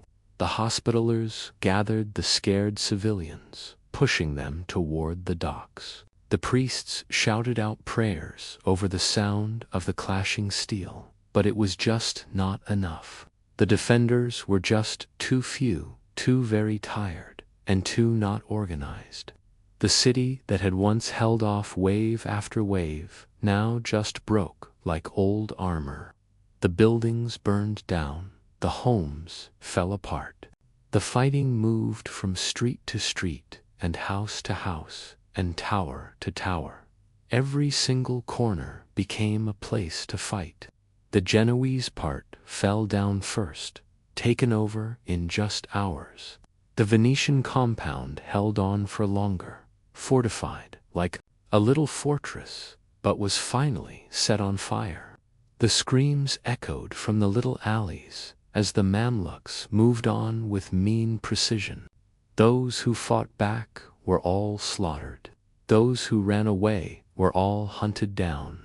One of the very last strongholds was the big Templar fortress near to the harbor. With thick walls, it had been the very final fallback spot in case of a big disaster. Now it was the very last place that was left. Inside, the women and the children huddled in the cellars, while the knights made a final stand up on the battlements. From the high roof, they could all see the city that was dying. Acre, which was once the pride of all the Crusader kingdoms, was now a big furnace of smoke and of blood. As the night came, the Crusader fight fell apart. Most of the living knights fell back to the docks, hoping to get away by the sea. The harbor became a desperate, crowded place. The families crammed onto the ships that were too full, shouting, crying, some jumping into the water in a big panic. Only a very few boats made it out before the Mamluks took control of the whole port. By the end of the day, Acre was not a city anymore. It was a big graveyard. As the other parts of Acre burned and they bled, one single fort still held on, the Templar fortress, a giant stone building near to the sea. Its walls had held off Mamluk sieges in the past. Now it became the very last safe place for hundreds of survivors. The knights, the women, the children, and the priests, all of them crammed into the great halls, praying that the walls would hold for just one more day. The fortress was run by Peter de Beaujeu, the Templar Marshal of Acre. He knew just what was coming. He ordered the gates to be locked, the battlements to be manned, and the underground tunnels to be sealed. The knights all stood shoulder to shoulder, some of them hurt, others barely able to lift up their swords. They were not fighting a fight to win. They were fighting a fight to die with some reason. On the outside, the Mamluks surrounded the whole fortress. The Sultan Khalil sent his men to talk about a surrender. The deals were very hard: jail for the knights and slavery for the civilians. The Templars said no. They had no false hopes about any kindness. The Mamluks brought up the siege engines, and they started their final push.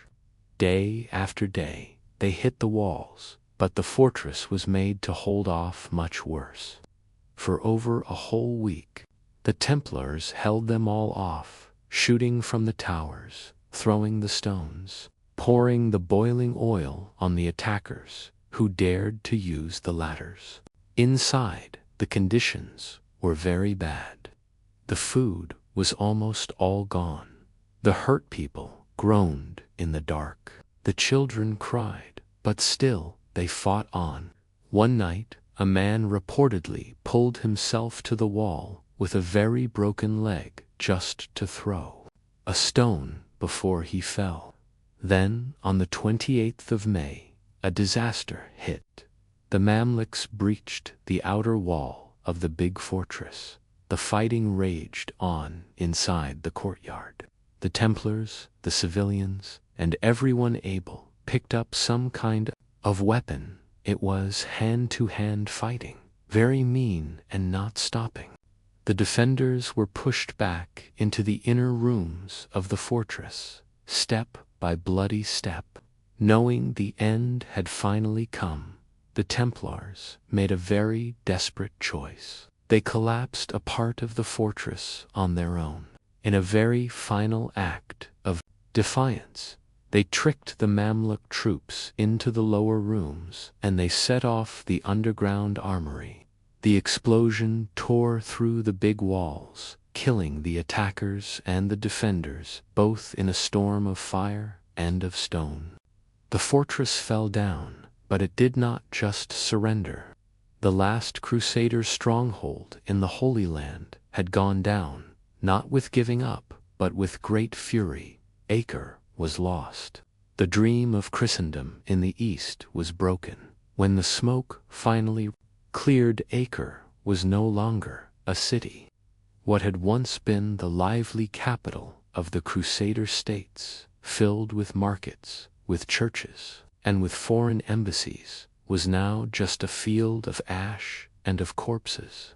The Mamluks had taken it all over, street by street and wall by wall, and they had left nothing behind them but total ruin. The Sultan, Al-Ashraf Khalil, did not just want to win, he wanted a complete erasure.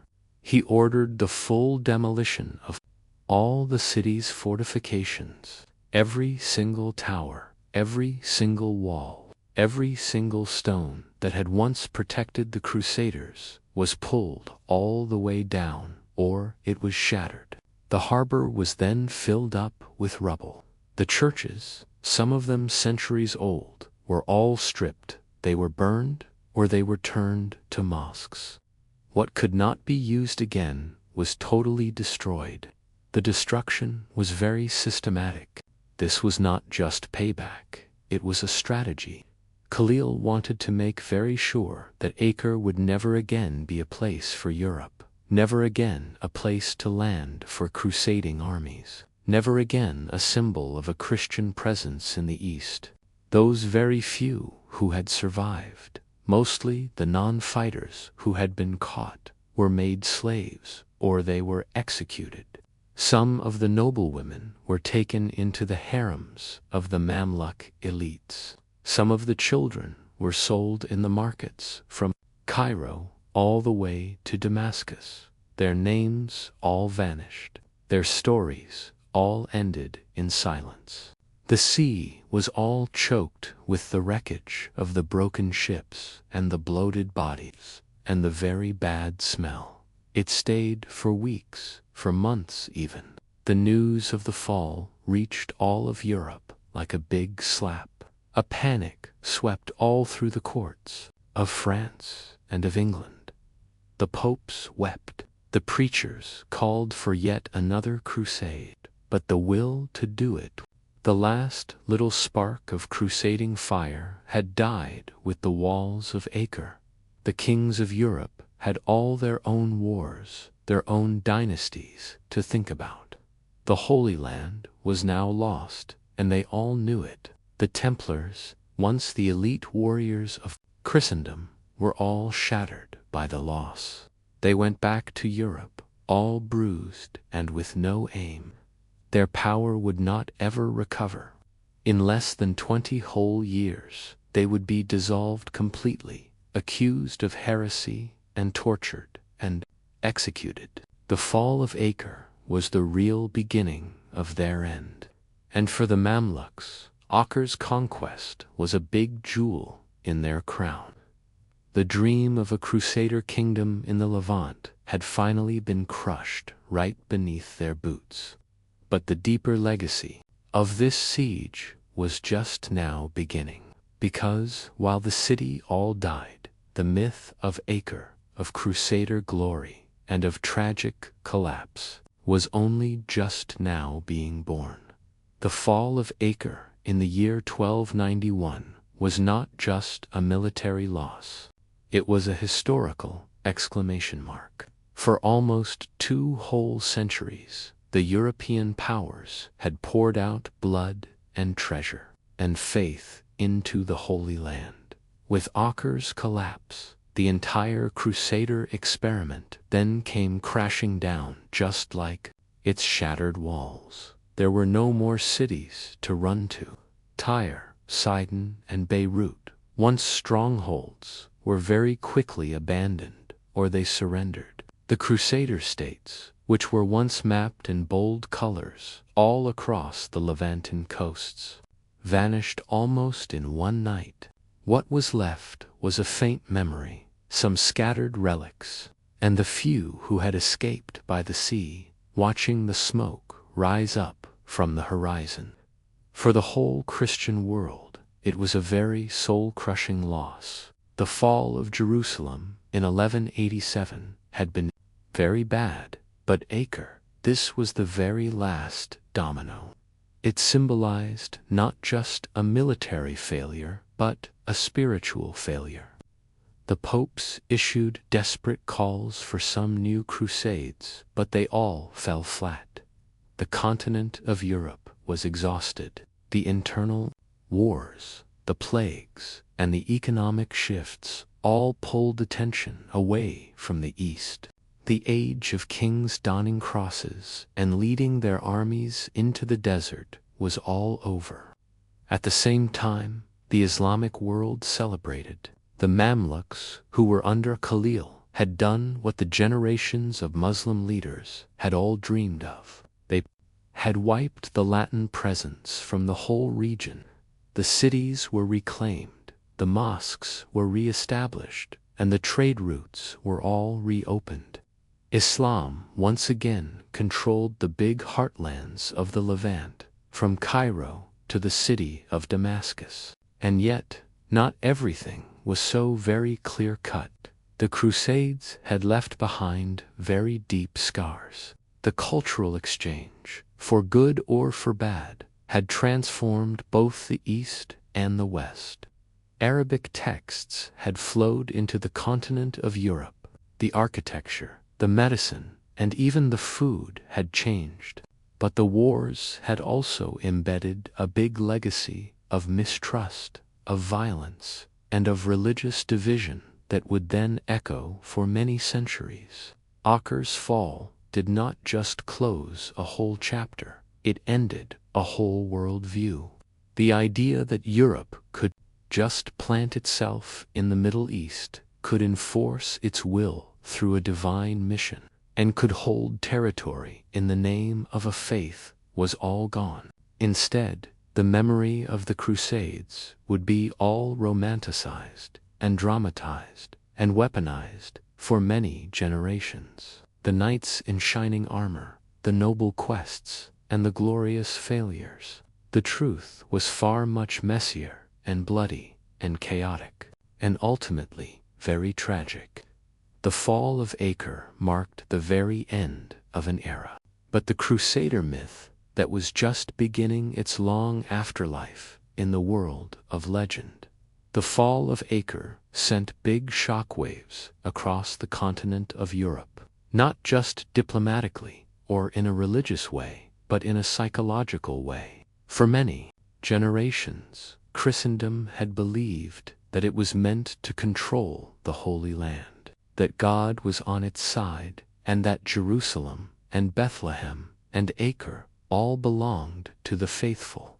Now, with the last Crusader stronghold all gone, that whole illusion collapsed. The initial response was a lot of disbelief. The chroniclers wrote with much outrage and with grief. The priests blamed all the sin and the corruption. The kings pointed their fingers at each other. How could this thing have happened? How could an army of holy warriors all lose to a sultan from the city of Cairo?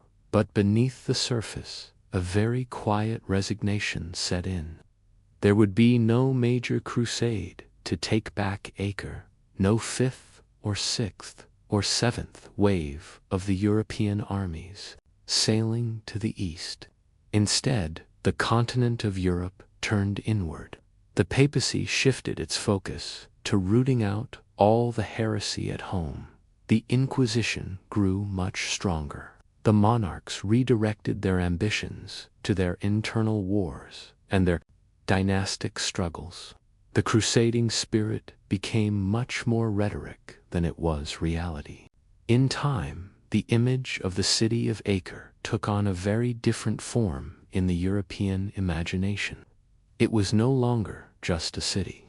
It became a symbol of all lost glory, of tragic bravery, and of divine punishment. The songs and the poems were written of all the noble knights fighting to their death. The painters and the playwrights turned the fall into a legend. But those who had survived all knew the truth. The refugees who had all fled Acre, the nobles, the monks, the merchants, and the children, all returned to Europe completely broken. Many of them found no homes that were waiting for them. Some were taken in by the monastic orders. Others just wandered, telling all the stories of fire and of blood.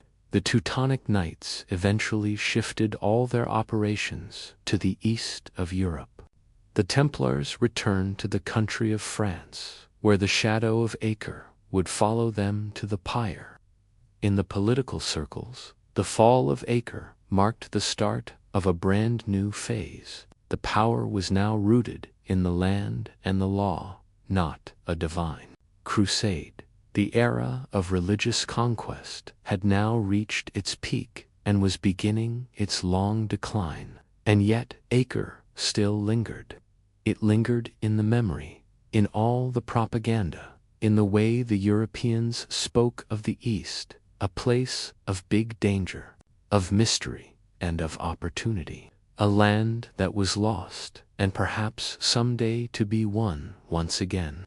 The city itself had all vanished, but the myth of Acre had just begun to spread far out beyond its blackened walls. Centuries after it was all destroyed, Acre still haunts the big imagination. Its stones were all ground down to dust. Its churches were all razed. Its walls were pulled into the sea. But in the minds of the European chroniclers and the later historians, Acre became much more than just a city. It became the symbol of the Crusades' very tragic fall. The place where the chivalry all died, where the faith collided with all futility, and where the dream of a Christian East was all buried beneath the Mamluk boots. And yet, what survived was not the real truth of Acre. It was the big myth. Romanticized in the ballads and in the epic poems, Acre's defenders were all remembered not as fractious warlords and as disillusioned mercenaries, but as noble knights who were fighting valiantly to the end. The political chaos, the great greed, the internal betrayals were all smoothed over in favor of a much more palatable narrative. The martyrdom, the heroism, and the destiny lost. The irony, those who had actually lived in the city of Acre probably did not see themselves as a part of a grand epic. They were the merchants, the sailors, the cooks, the scribes, the prostitutes, the pilgrims, the people living in a very complex, multicultural city where the Arabic, the French, the Italian, the Greek, and the Latin all mingled in the streets. A city of great contradiction, of monasteries right beside the brothels, of crusading orders alongside the Venetian bankers. It was never a simple thing, but history rarely ever is. In the Islamic world, Acre's big fall was remembered as a great victory, as proof of Allah's justice, of the triumph over all the foreign invaders. But even that big narrative often fades beneath the towering legacies of all the other Islamic conquests. For the Mamluks, Acre was one single jewel among many.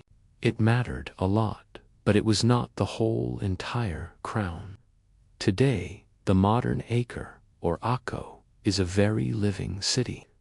Once again, a UNESCO World Heritage Site, with many layers of Crusader architecture, all buried beneath the Ottoman streets. The tourists stroll through all the ancient tunnels where the knights had once bled.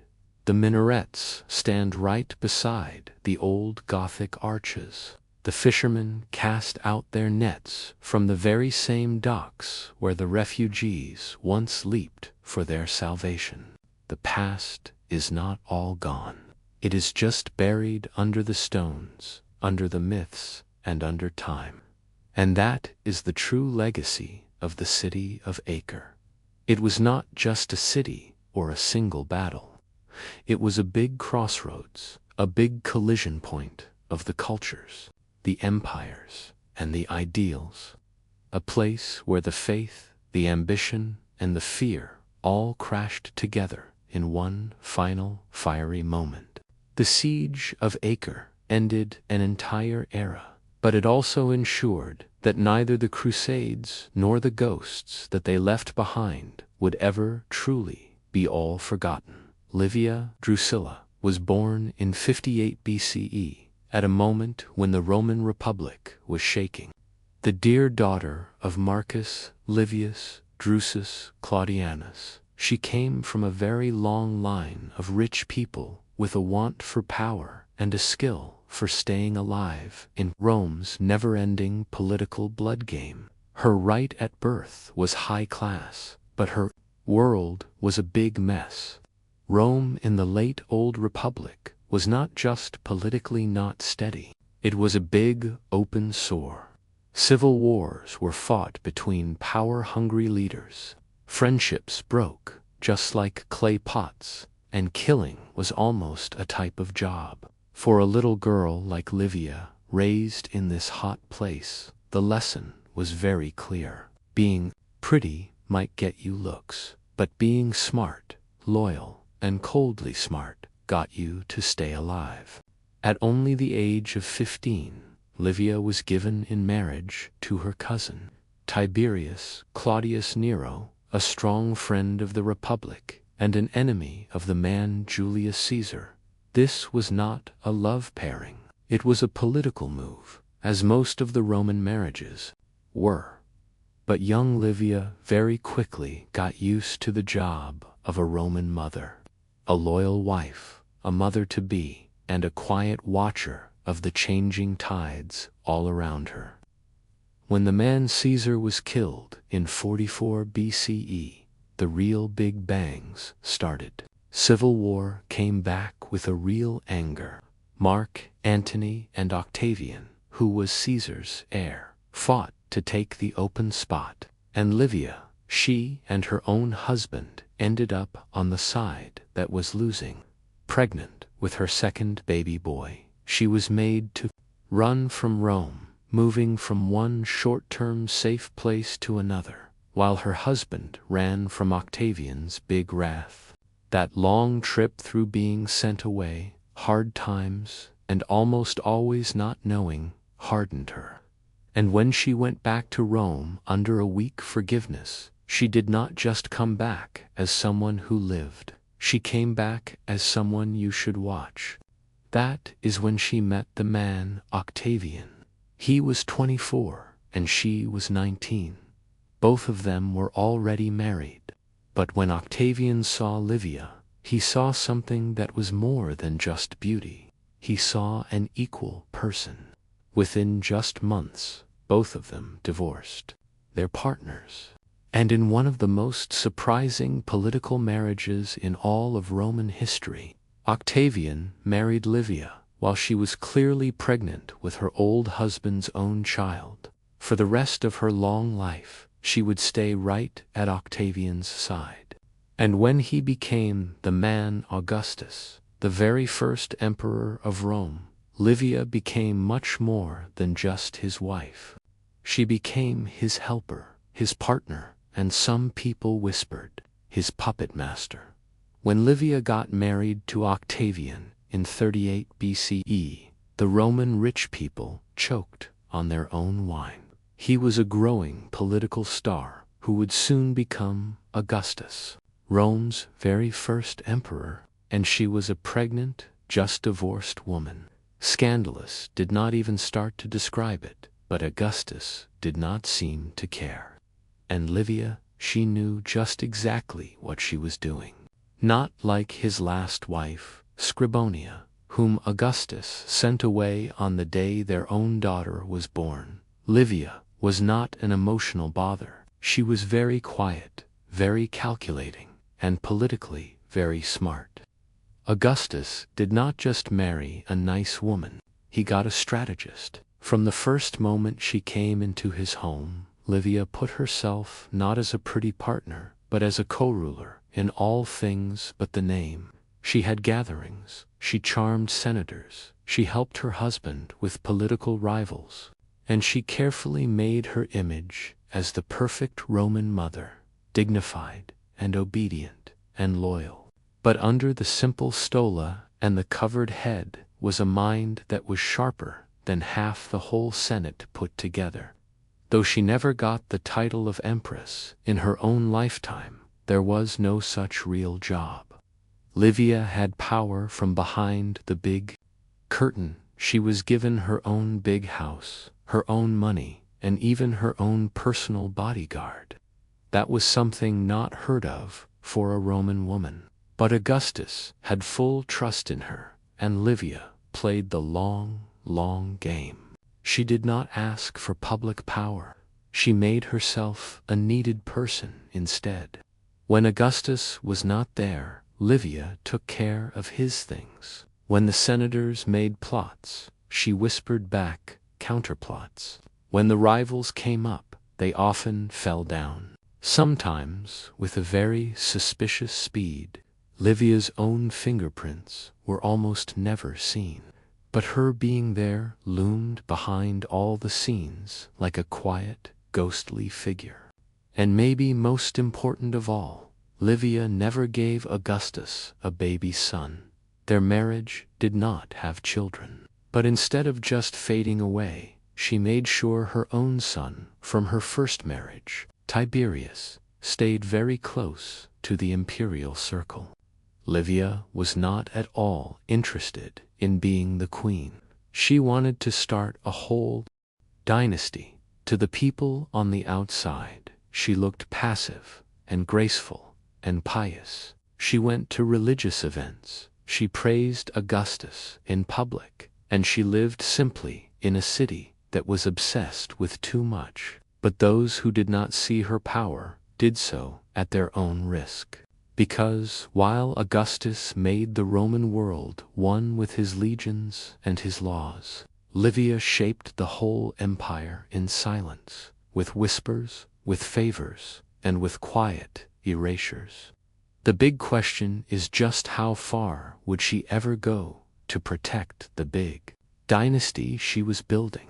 The rumors, as we will see, say that she did not stop at just political advice. For all of her public grace and her devotion, Livia Drusilla's name has always had a hint of suspicion, to be exact, the sharp, sweet smell of poison. As the city of Rome changed from a republic to an empire, the rivals to Augustus all fell down like dominoes. And though history does not write down Livia's hand on the little cup, it for sure does not say she did not do it. The most famous charge, that Livia in a planned way got rid of anyone who stood between her own son Tiberius and the big imperial throne. Let's go and look at the body count. Marcellus, who was Augustus's nephew and his early favorite, dead at just 19, they said, from an illness. Gaius and Lucius Caesar, Augustus's grandsons and his adopted heirs, both of them dead young, very far from home. Agrippa Postumus, the rough final grandson, was disinherited and strangely killed after Augustus's own death. All of them inconvenient, all of them removed, and Livia was always somewhere near. To her own defenders, these deaths were all sad coincidences. Rome was a place full of sickness, and power games were very mean. To her own critics, Livia was the Roman Lady Macbeth, working in a quiet way, removing all the pawns and setting the board so that only her son was left standing. The ancient gossip, especially from the writers like Tacitus and Cassius Dio, went with this story. They painted Livia as being cool and cunning and ruthlessly motherly. They suggested that she was the real builder of the imperial succession and not Augustus. In some of the versions, she even changed Augustus's will, or she hid his death long enough to get a smooth change of power. But it is very important to separate the smoke from the fire. There is no hard proof that Livia poisoned anyone. Confession and no trial. Her supposed victims all died far from Rome in unclear situations.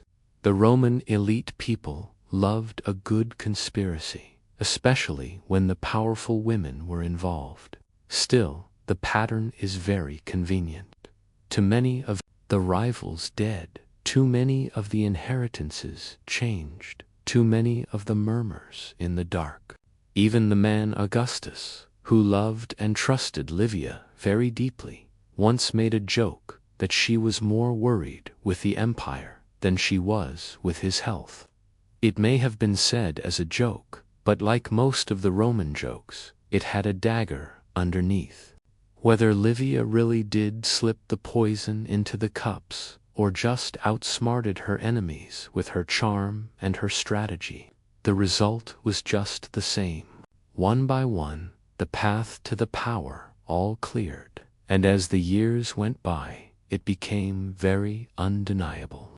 Livia was not just building a whole dynasty. She was getting rid of all the competition. Tiberius was not a perfect boy. He did not have the charm of Marcellus, the good standing of Gaius and Lucius, or the big name of Julius Caesar. He was very awkward, very cold, and very deeply shy. A man much better for thinking alone on a cliff in Rhodes than for standing at the head of the whole Roman Empire. And yet, thanks to the woman Livia, Tiberius became the emperor. Livia's big mission to lift up her son was not at all easy. Augustus did not have trust in him. Tiberius had a mind for the military, but very little love for the politics. He was known for his bad moods, his disappearances, and his very public retirement from all Roman life in 6 BCE, a grumpy middle finger to both the man Augustus and Livia. But Livia was very relentless. She planned his big return. Slowly and methodically, she got rid of all the rivals, and she wore down Augustus's resistance. With each imperial disappointment, with Marcellus's early death, with Lucius's sudden illness, with Gaius's failed Eastern trip, Tiberius looked more and more like the least bad choice. In the end, Augustus adopted him for real as a son and a successor.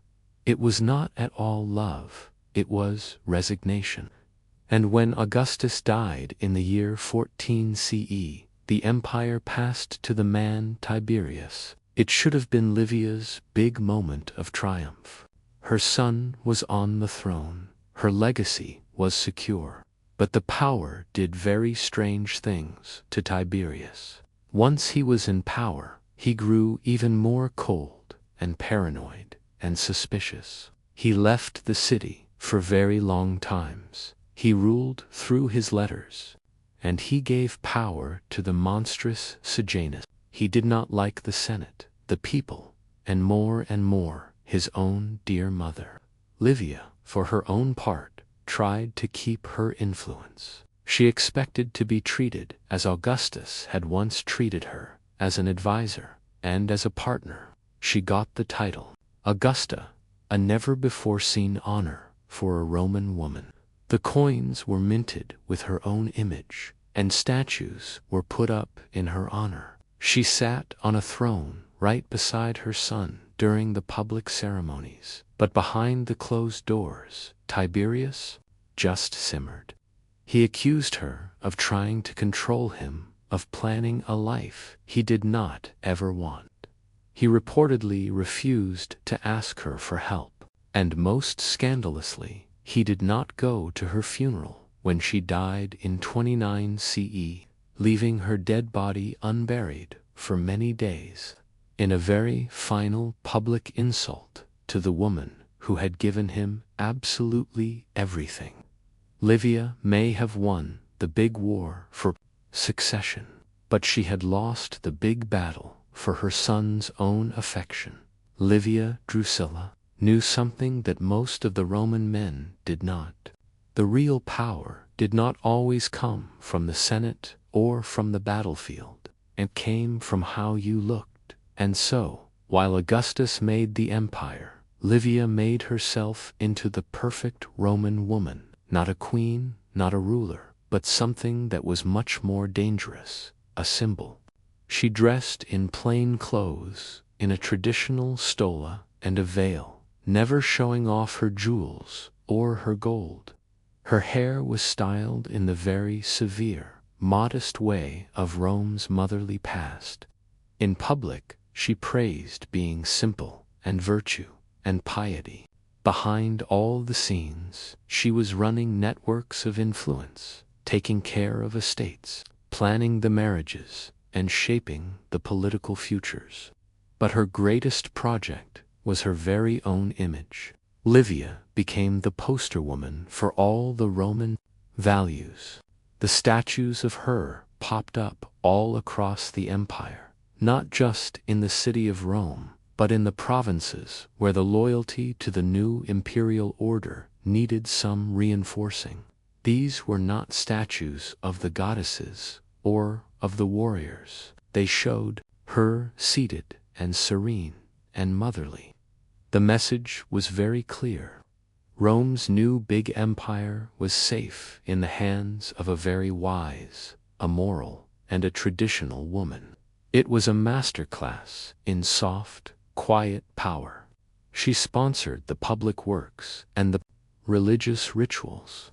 She put herself with the goddess Ceres and the cult of Vesta, the symbols of fertility and of domestic order.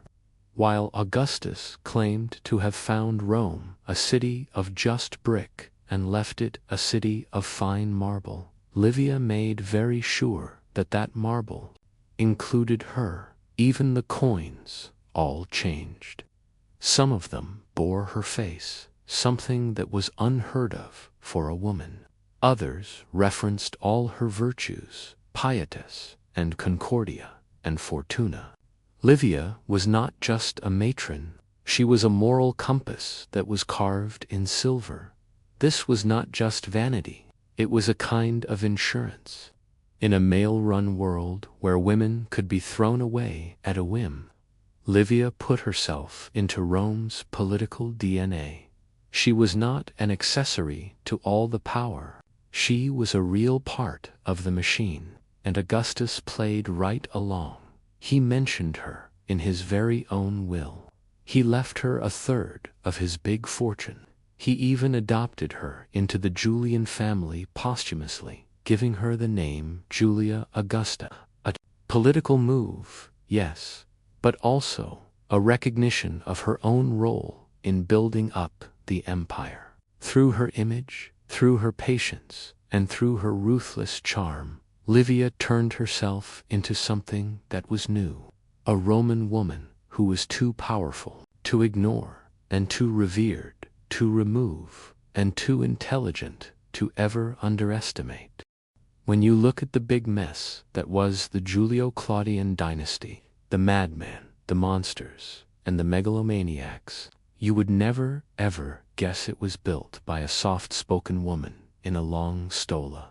But Livia Drusilla was not just Rome's very first lady, she was its dynastic engineer. Her long, long game began with her own dear son, Tiberius.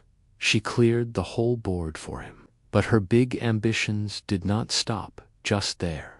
Her grandchildren, her great-grandchildren, and her stepchildren were all woven into a big spider's web of alliances, of betrothals, and of strategic placements. This was not just family planning. This was imperial architecture. She arranged the marriage between her own granddaughter, Livilla, and Drusus the younger, who was her own grandson. Another granddaughter, Julia the younger, was then tied to Lucius Aemilius Paulus, who was a senator.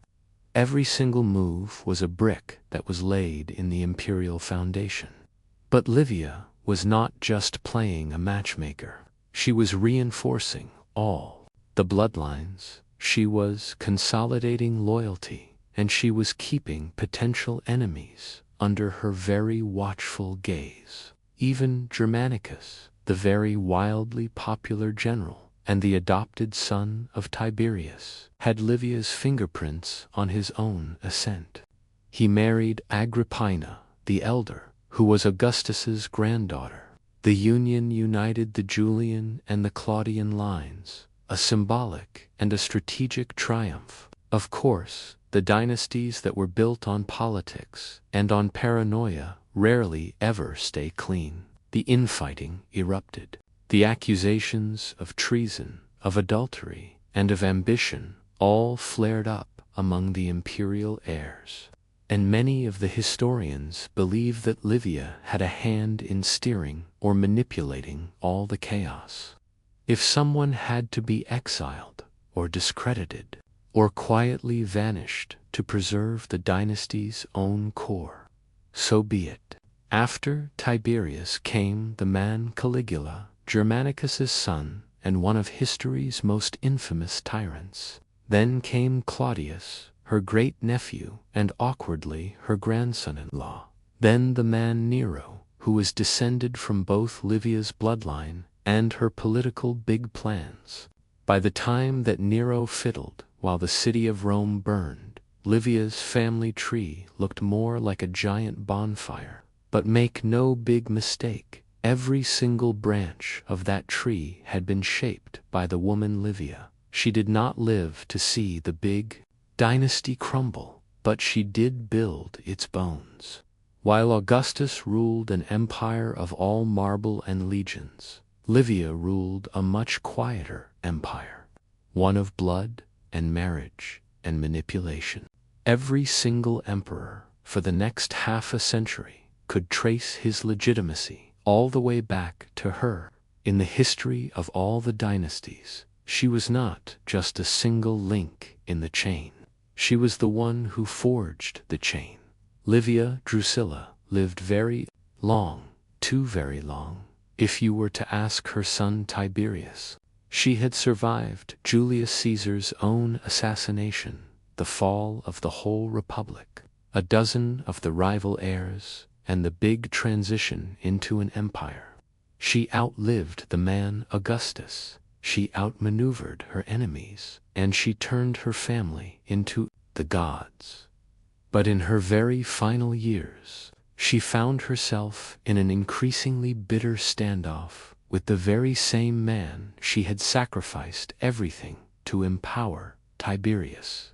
Their relationship was not ever warm, but as an emperor, Tiberius grew much colder still. He resented her big influence, her lingering presence in the court, her continued efforts to advise and perhaps to control him. And Livia, having spent many decades guiding a whole empire, was not about to quietly retire to her own villa. The court became very tense. Tiberius began retreating from the city of Rome altogether, withdrawing to Capri in a self-imposed exile.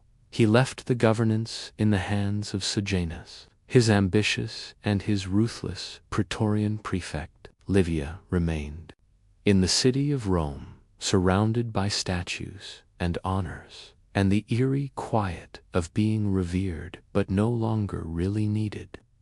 When she fell very ill in 29 CE, her death was not met with the mourning that one might expect for the matriarch of the whole Julio-Claudian dynasty.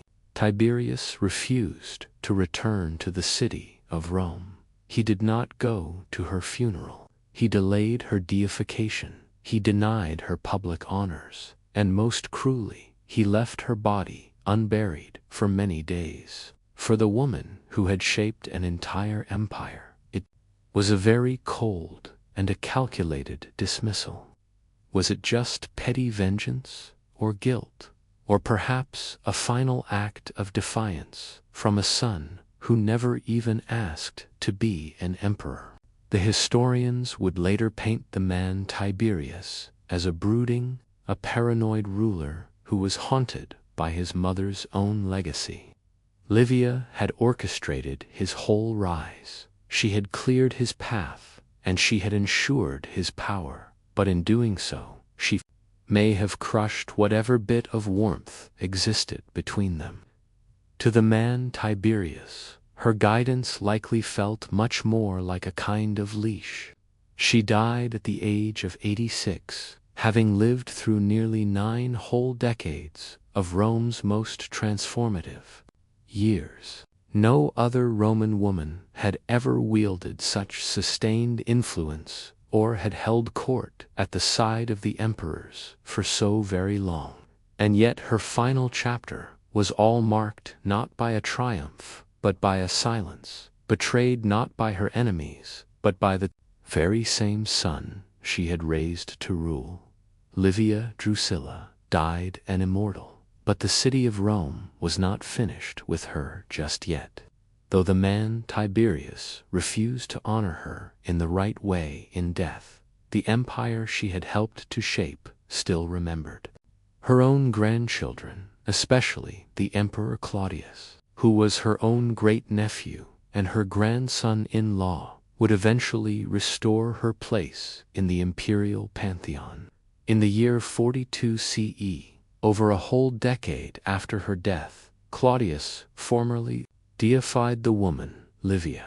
She became Diva Augusta, a state-level goddess. It was a very final cosmic promotion for the woman who had spent her entire life manipulating power from the deep shadows. The altars were all built, the priestesses were appointed. Her image then joined that of Augustus in the temples and the ceremonies. In her death, she became what no other woman before her had ever been, a god that was sanctioned by the Roman state. But the sanctification did not come with any forgiveness. For many centuries, Livia's name remained all entangled in a rumor. The ancient historians, mostly all male, were never quite sure what to make of her.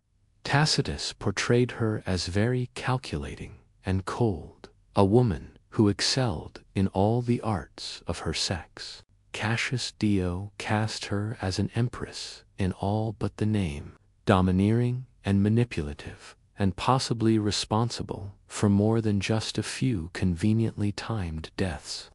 Then came the man Suetonius, with his blend of gossip and of history.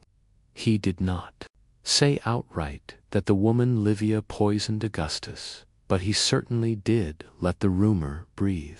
And yet, even her critics all admitted her brilliance. She lived very modestly. She ruled very quietly. She never flaunted her own influence. She never gave a public speech. She never took a formal political role. And yet she shaped the very fate of Rome more than most of the men who wore the toga. The modern historians have tried to untangle the fact from the fantasy. Was she a murderer, or just a master strategist, a very loyal wife, or a political operator? The truth may be all of the above, but her impact is very undeniable. Without the woman Livia, there is no man Tiberius. Without Tiberius, there is no Julio-Claudian dynasty. Her hand guided the empire's very first steps. Her lineage ruled its first century, and her myth haunted its historians for 2 whole millennia.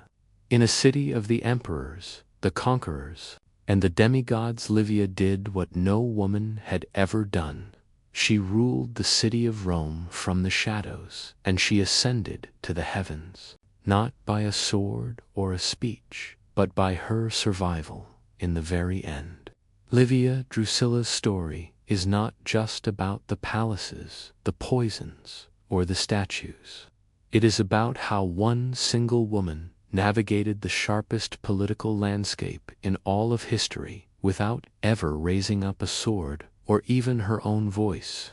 Rome was a world that excluded all women from any real power.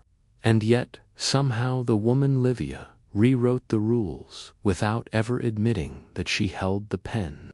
She never gave a single speech in the Senate. She never commanded an army. She never held an official title during her husband's whole reign.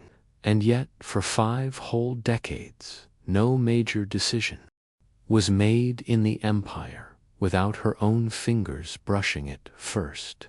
She made herself completely indispensable to Augustus, not through any seduction or through softness, but through her loyalty, her intelligence, and her absolute control over her own image. In a culture that worshipped all modesty in women, she became the living embodiment of all Roman virtue. She was the wife and the mother and the goddess, but she was also the chess master, the kingmaker, and some people whispered the queen of Rome in all but just name. Her genius was all her subtlety. Where other women of the imperial family like Messalina or Agrippina the Younger would be vilified for their ambition, Livia escaped all condemnation, cloaked in her virtue. She wore the tradition just like armor, and in doing so, she created the blueprint for every single powerful Roman woman who came after her. But her legacy is very complex. The dynasty she had built would then unravel into madness and into murder. Her descendants included all emperors, like Caligula and the man Nero, men whose excesses would then stain the very same name she had worked so very hard to elevate. And her own relationship with the man Tiberius ended not in a triumph, but in a silence and a coldness.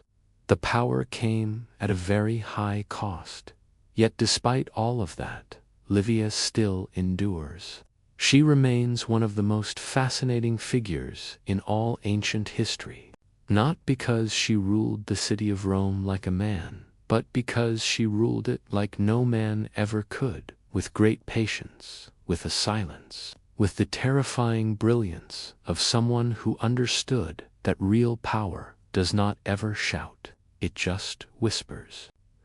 Livia Drusilla did not just witness the birth of an entire empire. She was the one who midwifed it. She did not just preserve a whole dynasty. She was the one who engineered it, and she did not need a big throne or a crown to make all of history. All she ever needed was just time. And Livia had mastered the long, long game from the very, very beginning.